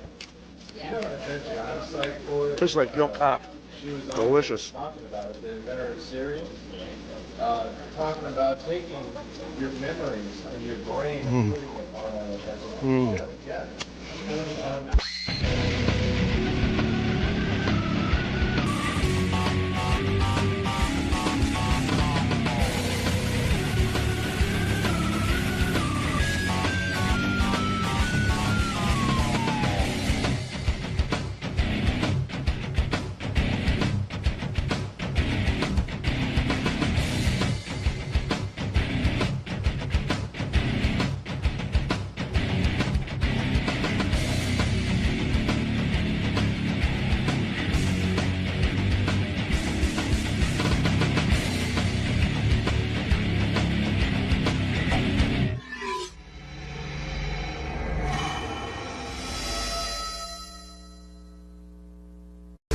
Do they keep this urine when you're being tested for steroids in the NFL or the Major League Baseball? Because what do you mean? They have retested a sample of Barry Bonds' urine. Right. And now they say he tested positive. You know, these are urine samples they've been holding. What? They keep the urine? I mean, I would think they do the test and then they throw out the urine. Can I come clean about something? This urine is from 2004. Oh, my God. Wow. I have a great revelation, and this is going to be one of those things where I shouldn't say this out loud, but I'm going to. I purchased urine. You're kidding. When? When did you purchase it? The day after I made that stupid promise to you. And I had to throw it the fuck out. I put it behind a bunch of liquor bottles. Where do you go to get it? Oh, a kid sold it to me. Are you serious? Because I would think you could know someone who would just piss in a jar for What happened was there's a bunch of kids in the town I grew up. They're all fuck-ups, but they're trying to get on the fire department. Right. So to why did you ask me to give you a urine test? And I even protested. I said, Artie, I don't want to give you a urine test. Why did you? Like, you were nuts. Yeah, it sucked. You know you would fail. Well, no, I'd still be okay with it. I'd still be clean, except for Subutex liquor.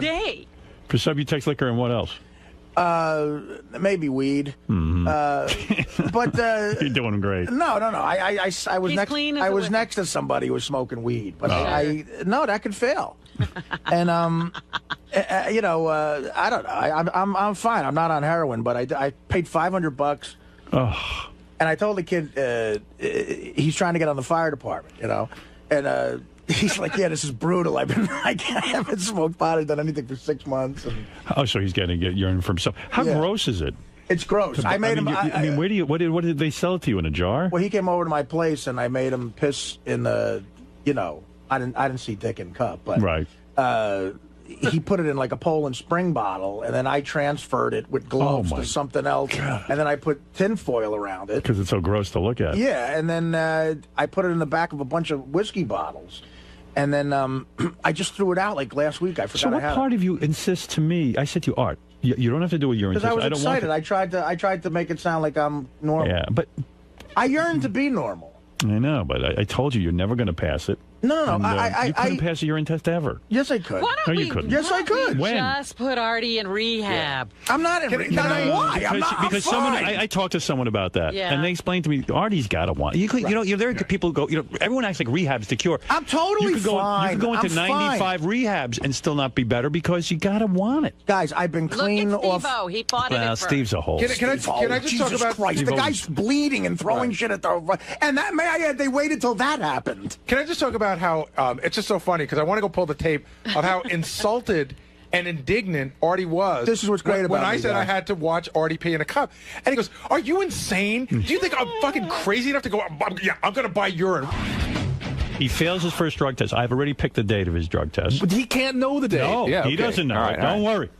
It should be every other day or so. What are you waiting for? What, there's a special day. You should be tested already. It's random drug testing. Right, I'll do whatever the fuck you want. And it should be regular. He doesn't know, and Gary's going to watch his penis in the cup. No, Go he's ahead. not. Yes, he is. No, yes, he is. Yeah, well, he has to. Somebody has to. He'll bring out a whiz and everything. Then I'm not doing it. And you got to walk in the room naked. Then I quit the show. You have to walk in naked because you're going to get a bag of urine in there. I'm going to get a bag of urine in your pants. Where am I going to get a bag? You'll buy it. You could frisk me before I go in. People buy urine to pass drug tests. You seen the Whizzinator? It's a fake penis with a bladder. Yeah. I don't have the Whizzinator on. Sure you don't. Where do I have it? You think it's ridiculous for us to think that you might try to beat a drug test? That you wouldn't pay Teddy for his urine or something? Teddy's not. I'm just saying. I'm giving you. Teddy's urine is way too expensive. You know a bunch of people. You throw money at everything. Then we'll have a girl. I don't know one person who doesn't do drugs or drink. Where am I getting urine from? No, I bought urine before you accused me about it. Yes, I did. But if you could go back to whatever those days are, I'm wearing a leather jacket and I have the urine in here in my breast pocket. Are you serious? Yeah. So if you look at the tape, it might be like. You mean you were carrying the urine with you because you thought we were going to do the urine he test? didn't know when the test was going to come. You're officially the funniest person I've ever met. I came in here. Meanwhile, you weren't even clean when you said I'm going to take a urine test. Yes, I was. Then why would you buy urine? No. It was the next day. I was worried that stuff would show up. Okay? Very worried. Art. Stuff that you take. But I haven't done heroin since December 25th. But we I haven't. No, but we were giving you a drug test for everything. I know. That's where I made a mistake. I should have made it just heroin. Just heroin. I don't know if they make that test. They do. You could just check for opiates. Ignore coke or anything like this. No, just yeah, heroin. you could see there's heroin in you there. could see specific stuff. All right. Well, anyway, that's a very interesting revelation. But I was always wondering about if the urine stayed good. Because then the one guy said, you have a way to keep it warm because it can't be cold.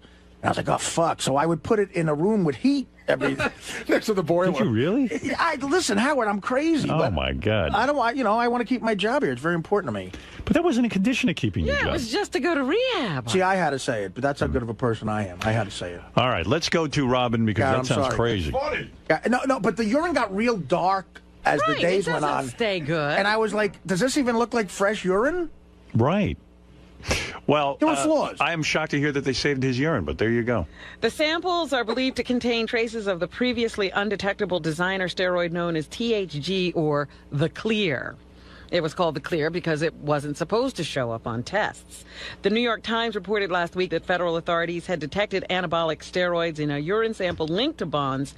However, it's unclear if that urine sample and the sample seized in the 2004 raid are the same. Well, in interest to keep up with Artie on the show, I have a confession to make. In my jacket right now, I have a bottle of shit I carry with me. What are you carrying that for? I can't tell you exactly why.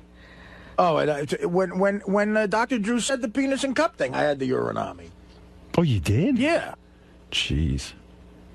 I was going to take it out. If you guys made me do the test, I was going to take it out and put it on the table. Oh, that's good. I should have done that. Fuck. Wow. Well, we didn't test you. You really act. No, Howard, I'm a dedicated worker. Sorry. Oh. Who else? I'd break my ass. I'm breaking my ass. Ever since I was a fucking you're in a dark place, longshoreman. You're in a dark place. Yeah, well, you're right. Yeah, you are. But no, I'm okay. I'm okay, I think. Because if I can stay away from the hard shit, my life won't become chaotic. But, Artie, are you going to drink? Yes. No, I haven't had a drink. That's not true. How do you know? Because I know. Okay, well, let's go penis and cup right now. I have to watch. I haven't. You ask anybody at my gigs, I'm totally sober. I'm fine. Then why don't you take a real urine test? Because I was afraid I couldn't stay off the Subutex long enough. And, every once in a while you might have a drink. So you're saying there was no entertainment lawyer? No. Who called you and said you shouldn't take a urine test? Yeah, he did call. See, for once at least I didn't get fooled about that. No, he did call me, the guy. Sure. 4 in the morning. But he told me the second book deal was up to 1.5. Harry, does this surprise you? No, nothing surprises me anymore. Nothing surprises me anymore. But the only thing that Artie is the world's best liar. That's crazy. But although I wasn't buying into it, as soon as he said he didn't want to do it, I knew that there was something up. And when he got indignant about, what am I going to buy urine? But the fact that he had it on him in his pocket He was walking around with a bottle while of he's piss. yelling at me for saying, it's great.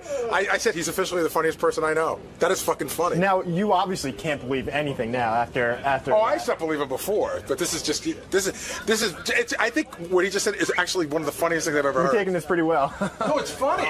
Dude, so you're buying piss now? Yeah, man, it's terrible. It's one step above buying shit. Is that one of the low moments in your life? No, Buying urine? No, the lowest moment in my life probably was, I don't know, I'm trying to think. Having dinner with ΔePace down at Point Pleasant with Scott and some of his kids. That was a low moment of my life. Drinking piss is second. Let's have a moment with Steve Langford, who's really dedicated. He's a dedicated newsman. You gotta hand it to the guy. He takes his job seriously. Impressive. Go ahead. Let's see what you got. Is Eric the Midget's next public appearance soon to be a victim of this devastating economic crisis, or just a complete and total lack of interest in meeting the angry little guy? Eric's set to meet and greet his fans at a Sacramento Kings game February 27, but so far only 2 tickets for Eric's appearance have been sold, and the guy who bought those 2 lonely tickets, we are told, now wants his money back. Is that true? That's what we are told. A source in a position to know now telling Howard 100 News Eric the Midget's appearance is this close to being canceled. Eric, I thought you said 200 people were going to be going to your appearance. Well, Johnny hasn't bought the tickets yet. That's what the 200 to 400 tickets to be sold. They were going to be bought by Johnny. Yeah, but I mean, if Johnny buys them, what's he going to do with them? I mean, that's how you're going to... So 200 people aren't buying tickets. It's just going to be Johnny Fratto bailing you out. You know, what do you have to say, Steve? Well, Johnny told us yesterday there is 0.0 chance of him buying any tickets to this. Really? Yes. Eric, Johnny's telling the news he's not buying any tickets. How do you get that so wrong? The shithead. I don't have it wrong. Steve said... He said to me that he would consider it. Eric, the loser. And if the team was better than they are, then maybe people would come see this meet and greet. Eric, the loser. Maybe if I was doing it for the Lakers, which I've asked Johnny to set that up. Yes, Gary. Hey, if you go to Gary page 1, I said there's a funny piece of tape. So this whole thing starts out where Eric calls Johnny Fratto at like 2:30 in the morning to say, "Hey, you got to buy up all these tickets." It's in the left hand. It's in the left-hand corner. Don't play the first one. That's just Eric going on and on. Yeah. But Johnny calls back. It's the funniest thing because you can hear the baby screaming and wailing. Johnny's like, "Don't ever fucking call here at 2:30 in the morning." The second one? Yeah. Okay. Eric, how in the world do you wake me up at 2:30 in the morning? You want me to buy 200 tickets? What are you, nuts? If you call late like this again, I swear to God, I'm going to get a fucking screwdriver, and I'm going to come up there and I'm going to take you apart. If you don't call in the night, you fucked me up. I'm definitely going to get even with you now. All right.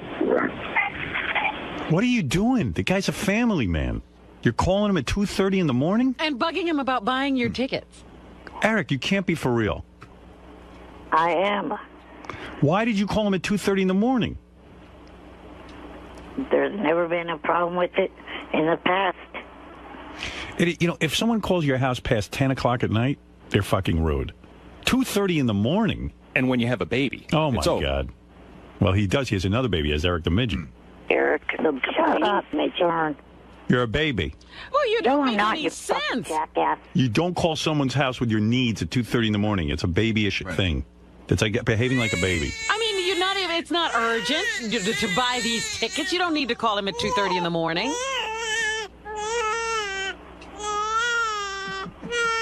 Eric, that's what you sound like. It is urgent. I don't want this to be, another thing where no one shows up. It's too late. Oh, my goodness. Hey, it says here, Eric the Midget's forehead looks huge today. Let me take a look at that. Put it up on screen, guys. Whoa. What happened? Eric, what's going on? I think combing your hair back that severe is a bad idea. Yeah, that's a lot of forehead. No one else fucking complain. Shut up. No one else is honest with you. That's a lot of forehead. And a lot of big blotch there, too. Big, giant square blotch like that. Shut up, you damn witch. Like that guy who ran Russia for a while? That, big Weinstein? Gorbachev. Gorbachev, that dude. Actually, it looks like a car peeled down on his forehead. Yeah, like a tire track. Like a tire track, kind of just when he takes off. Eric, you're fucked. And in every way. the hair color that he's dyeing his hair, there's no real color like that. He must have just done that. That's a fresh. There is. That's a fresh dye job. Yeah. It's got to be. When did you dye your hair last? Last Thursday at Frederico's. Yeah. So you're getting it done by someone now. They did that at Frederico's? Yes. Wow. Did you say to Frederico there's no color like that? There is color like that. It's in their fucking book, jackass. Yeah, but we're talking about on humans. Yeah, that's horse hair. That's almost clown red, actually. Right. I know a clown has hair like that. I want Emmett Kelly red. I want to look like Bozo.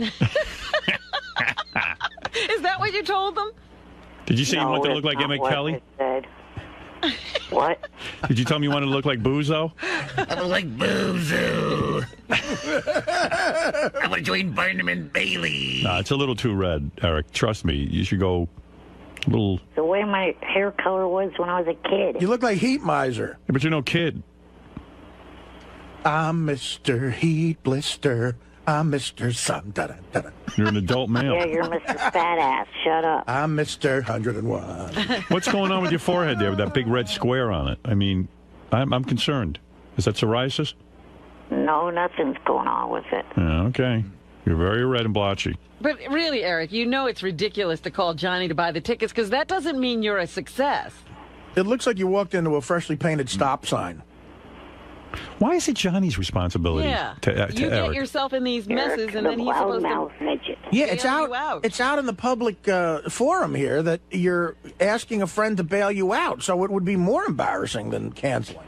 And so Johnny will have to get 200 of his friends to show up. Did you hear the guy who bought the 2 tickets for your appearance wants his money back? I don't fucking think so. Steve, how do you know that? An extremely good source. Hear that? Oh, whatever, you Canadian jackass. The truth hurts? Not the truth. You ain't phasing Langford. Well, Johnny's not going to buy those tickets, not after Eric wakes him up at 2:30 in the morning. I know that. Johnny is I don't know how not. Johnny's still friends with him. He's so abusive. Johnny's a saint. Johnny's a wonderful man, but I think he's at his wit's end. I don't know. It sounds like he's done that with a screwdriver before to other people. Hey, why does the guy who bought the 2 tickets want his money back? Maybe we can get to the bottom of the problem that way. Do you have any idea, Steve? I don't have the answer on that. You didn't say to him, why do you want the money back? We'll have to look into that. All right, thank you. He came to his senses? Wouldn't he have a lot of time with Eric? I mean, if he's the only guy who shows up. It'll be a night with Eric. Yeah, he could have exclusive time with Eric, you know. And this is a guy who gets $40 for just a phone message, so it seems like it would be a good deal. And Eric, there's nothing worse than doing an appearance where it's 1 or 2, like, really obsessed lunatics who show up. Which, by the way, visit my store at gfsc.tv/ETA. By the way, you should know this. At my book signing over the weekend, someone asked me to sign a picture they bought off your website, Eric, and he, like, drew a bunch of cocks on your face, and really, the cocks that Eric's sucking, and oh my god, yeah, it was really defaming it. I don't think you're allowed to do that legally. I think for another throw 5... a cock onto Eric's mouth. Yeah, like big. It wasn't good art, but it was a cock, clearly. That doesn't sound very nice. Yeah, and it has the cock. Eric, how do you feel? People are buying your picture and drawing cocks on your face. That's not cool. Right. It looks better than the enormous red blotch on your face. Actually, yeah, you're just absolutely enormous. Period. Actually, you should sell it like that. I'd buy a picture of Eric with a big cock in his mouth. Oh, I'd pay an extra 20. Yeah, Eric, maybe you ought to start drawing the cocks. Thank you, Eric, and appreciate the phone call. Bye-bye. Bye. Good luck getting some midget pussy this weekend.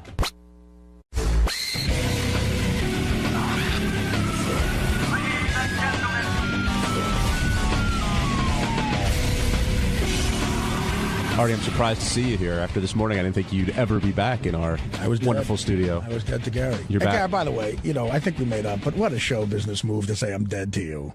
That's like a producer, like, Artie's dead to me. You know, that's like what Jerry Bruckheimer says to you. I got to be honest one of his charity hockey games. I got to be honest with you. I'm not so sure we made up. I mean, Howard said we made up, but we didn't really. We never really made up. I came in here today to really tell 1/10 of the audience that heard you this morning you're sorry. Well, what do you mean? We don't have the listenership that you know. No. I said this today. I think I made this point today when I said that I came in there today mad and I wanted to say mean things because I was mad, and I said some things I didn't mean. But see, you have to seriously. How do I know you didn't meet him? That's me, man. That's the tough part. Like you said, it's like, you know what I'm like? I'm like David Niven in the Pink Panther. It's all a lie. But it's just it's so hard to tell. You have to pick and choose. I lost my credibility with you and Will, and others, and I give Will some credit at least for having the balls to come in because he's not the only guy that I like. No, Will. but Will's not the only guy that grabs my ear and says shit. He's just the only guy that had the balls to come in and Who the fuck says shit? A lot of people. You both break each other's balls, but it seems like there's an underlying level of animosity between the two of you, and neither of you guys know where it's coming from. No, John. That's true. And it's true that there is, and it's true I don't know where it's coming from. I was very hurt by what you said on the wrap-up show. And let me tell you something. If we replay that clip, I think I'd be justified. And if a coworker and a person who's supposed to be a friend says something like that about you, a blanket statement, he lies about everything. But I didn't say. I said, how do we know if we could trust him? And the funny thing is, let's calm down with that. No, have I ever done anything to you like where I really, really betrayed a trust to you? Like really a bad fucking thing where like I fucked you over, man. Like, you know what? Artie fucked me over. No, on a personal level, okay, no. Well, that's what it sounds like, though. No, but how could you be so insulted that people might think you're lying about stuff? That's the part that's so ridiculous. Lying about certain things is fine, but you're not getting my point. Not to take my word on anything is what pisses me off. That's a blanket statement about me as a person, not as a drug addict or a guy with a drug problem, saying you can't take my word about anything and that I lie about everything. No, I don't. I don't say you lie about everything. Well, you just did.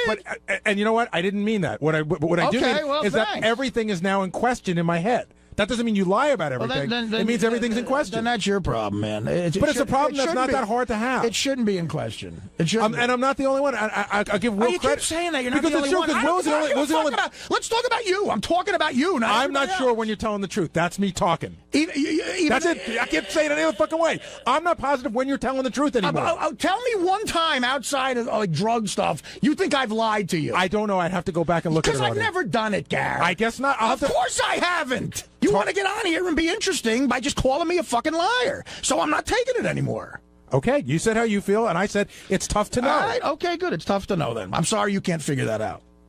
Listen, I'm entitled to an opinion, Artie. Okay, then it's a dumb opinion. I'm entitled to That's your opinion. I'm entitled to think it's a dumb opinion. And you're totally entitled to think it's a dumb opinion. It's all entertainment, Gary. But how do I know when you're entertaining me or not? If you don't know that, then you are a monkey. What are you talking about? If I say something so I should know that you might have lied about not going to the shrink?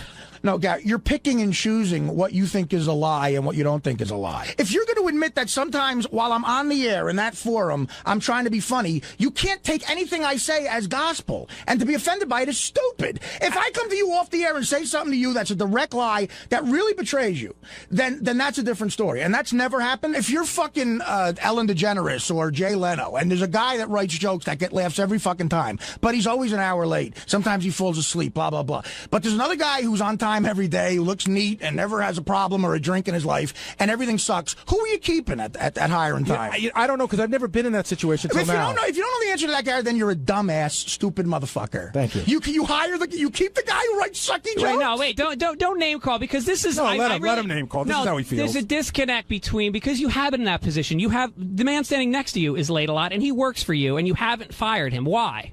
We threatened to fire him, but you haven't fired him. It was very close. Do you feel any better after that conversation, Gary? I feel physically exhausted, and I felt that way after this morning. It's physically exhausting, even though it's only words. I don't know. I mean, Artie and I came to sort of, I guess, an uneasy truce. But if Artie wasn't here, I would have come in, and I would have said, is Artie dead to me? Well, of course not. I got to deal with Artie all the time. But I don't know that we fully made up. Howard said we made up this morning. What I hope will happen is we'll just, try to start over again. Artie claimed on the wrap-up show, I just heard this clip, they played you and Gary, I guess, fought for like an hour. Oh, my God. I heard there was more fighting. Yeah. Two battling bruisers. And, there wasn't even a commercial. You're kidding. I don't think so. Not for like 50 minutes. They went at it pretty good. It was very compelling. About whether Artie's like Artie is a liar, but Artie's point was, well, who doesn't lie? Especially if you're on the radio, you've got, and I thought about it, Artie is right, because... Artie's right about what? Okay. Gary was upset here's the argument in a nutshell. Gary's upset because Artie lies about his drug use and therefore lies when he says, I can't come in today, I got a stomachache, but it turns out he's battling heroin or something like that. So he's saying, how do I know you're not lying all the time? And Artie's saying, look, I don't lie all the time. If I didn't have a job on the radio, I wouldn't have to lie to you at all.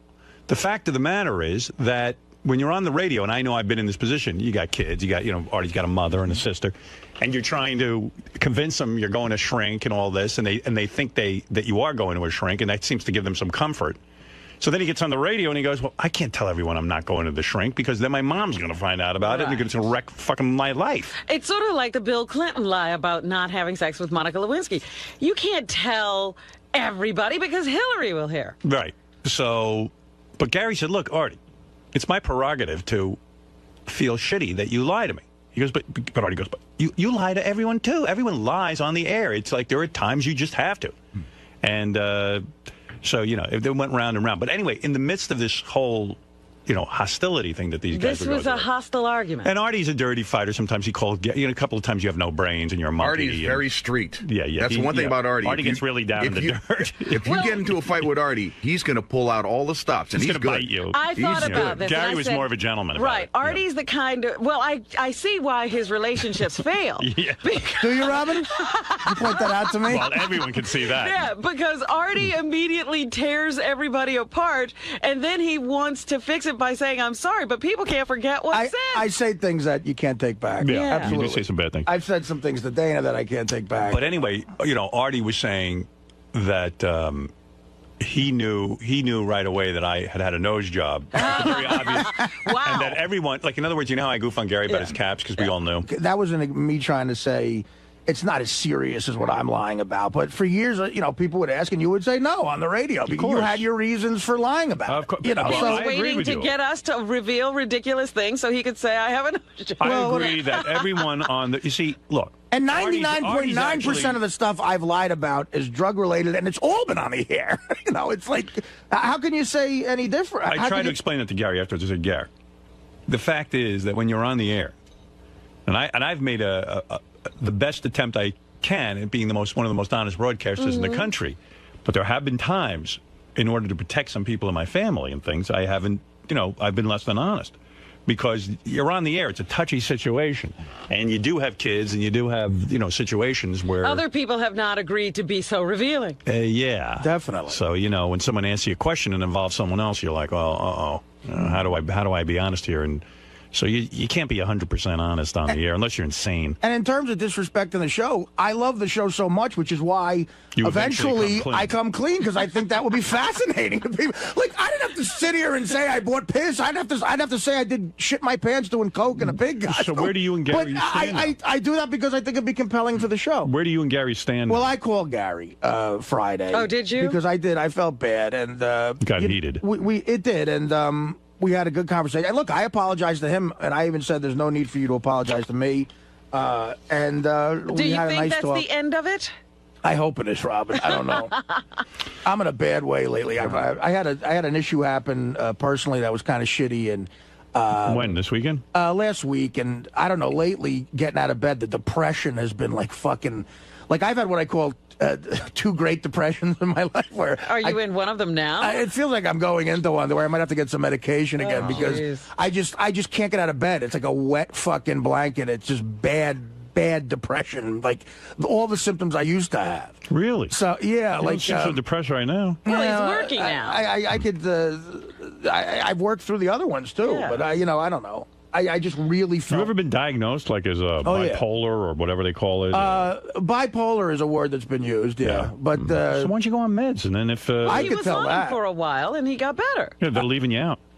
I took Paxil for a while, and I'll tell you, I got straight on that, and then I stopped taking it, and I was fine for years. I mean, it's like, it's that great Onion joke, depression hits losers the worst. That was a big headline back several years ago. I mean, that's just the best joke ever. And it's true, look, my career's going great, but there's other things in my life that isn't, and I'm depressed about it. I mean, it's like, if I was, Jim Dandy with everything, I think I'd be depressed.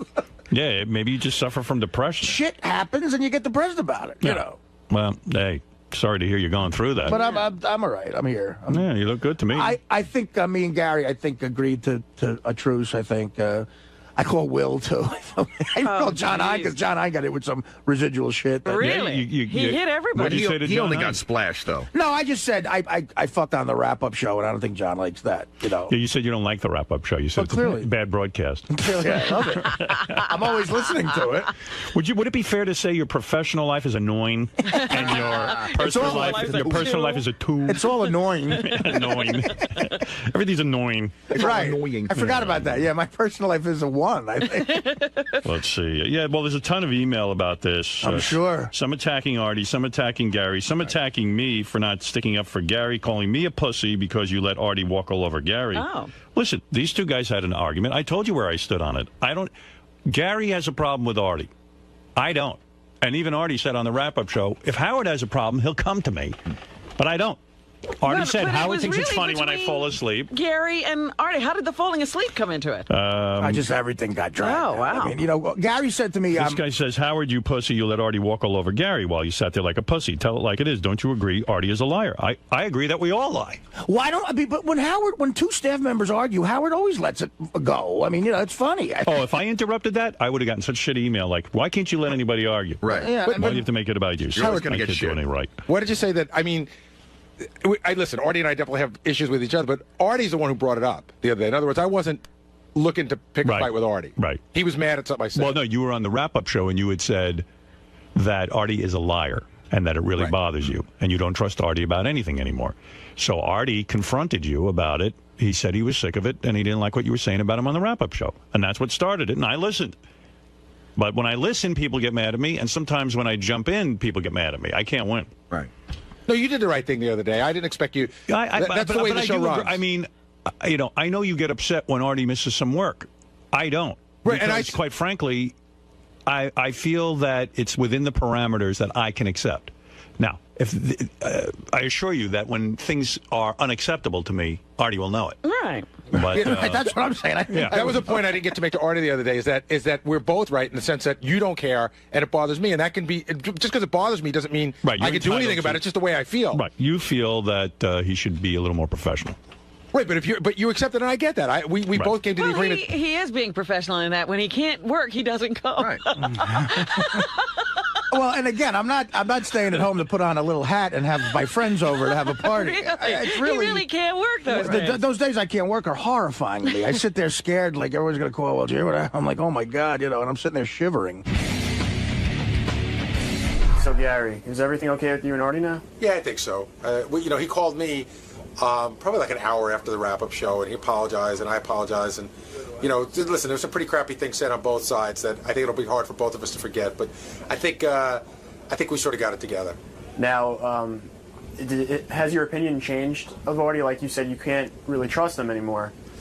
No, I don't. Listen, I still think that I have to question some of the things he said, but he was right. I mean, he hit me with my exact words. I said everything Artie says is a lie, which is not what I meant, but what I did mean to say is that almost a lot of what he says I have to question, and that I stand behind. Dude, so is You're right, man? What now? What? No, I just want to make sure. Is everything cool with you and Gary? Oh, yeah. Me and Gary are tight, man. You guys are tight? Can you believe everything you say now? No, I wouldn't believe anything I did. So maybe you guys aren't tight. No, I think, unfortunately, Gary and I, our friendship boat has sailed away. It's left the dock. So that was just a bullshit call? Now, the only person I have left to alienate on the crew is Brian Phelan and Scott DePace, actually. They're my only two friends right now. You could never. And they say I could never. I'll think of a way. I said this earlier on when I had this job. I will leave here. I will get everyone to hate me. This is what I do. I'm very good at this. And then they don't call me again, which is my goal. Although I've made Ted hate me years ago, and he still calls me. So I don't know. I got to do something really bad to everyone here to get them to stop fucking calling me. Including you, whoever you are behind the camera. Who's that, Danny? Chris? Chris. It's Chris. That's nice. Don't go back. Leave the dirt, cheese.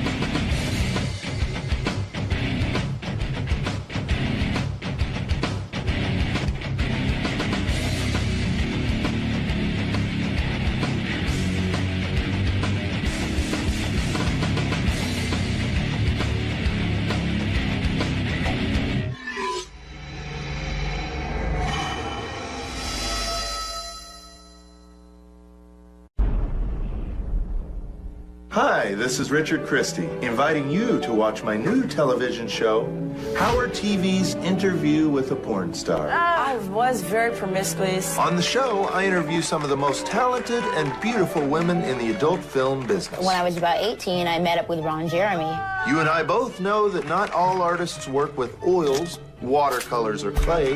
No, sometimes they work with vibrators, dildos, or rubber fists. Did you write all that yourself? Howard TV's Interview with a Porn Star. New episodes premiere every week, only on Howard TV On Demand. Turns me on knowing that I'm turning on other people.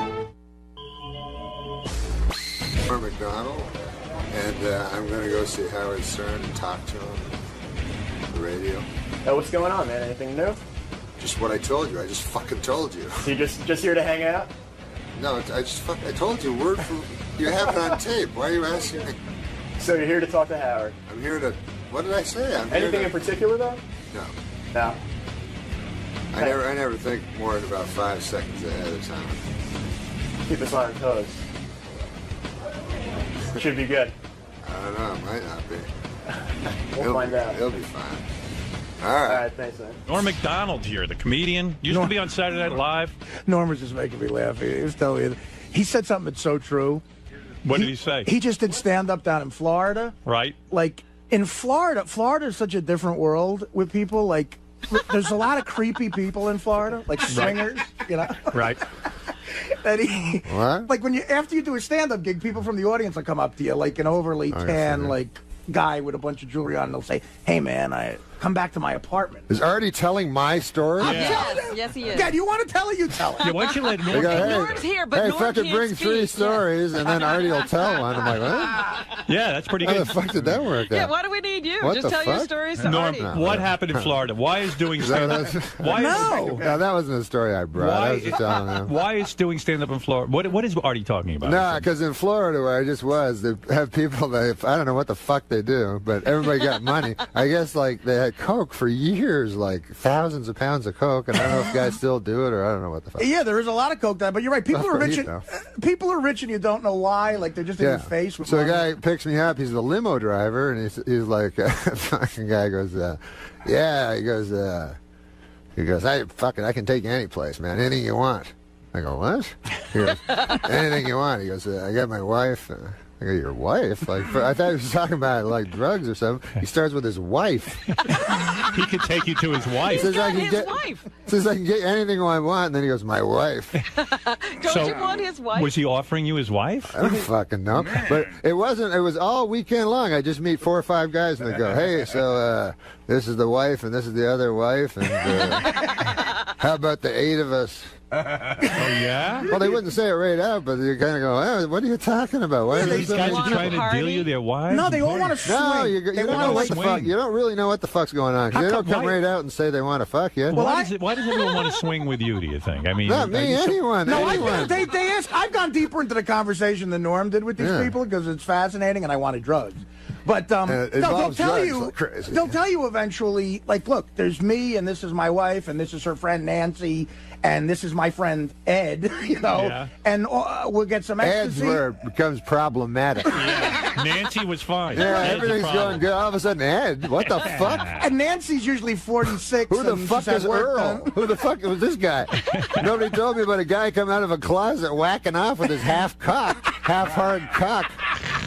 Where the fuck did he come from? Wait, they say, well, things were going really well in the fantasy. You, Nancy, and Shirley, and suddenly Earl walks in. Yeah, what the fuck? You never told me. And then they're like, well, if we brought it up, we thought you'd say no. Of course I'd fucking say no. Earl was an afterthought. There's always a hot tub and ecstasy and pills, and they go, come back and we'll all fuck. You know, and I don't want to fuck anybody. Like I lived in you live in a hot climate. You live in a hot climate. There's not a whole lot to do. You rely on other people, and it becomes like an orgy state. I think. I think like I lived in Detroit for a while, and there wasn't a lot going on. That's different. And people just sort of when I lived in Detroit, people would just sort of congregate together because there wasn't a lot of outside stimulation. You relied on others. Right. Detroit was mostly rape. No.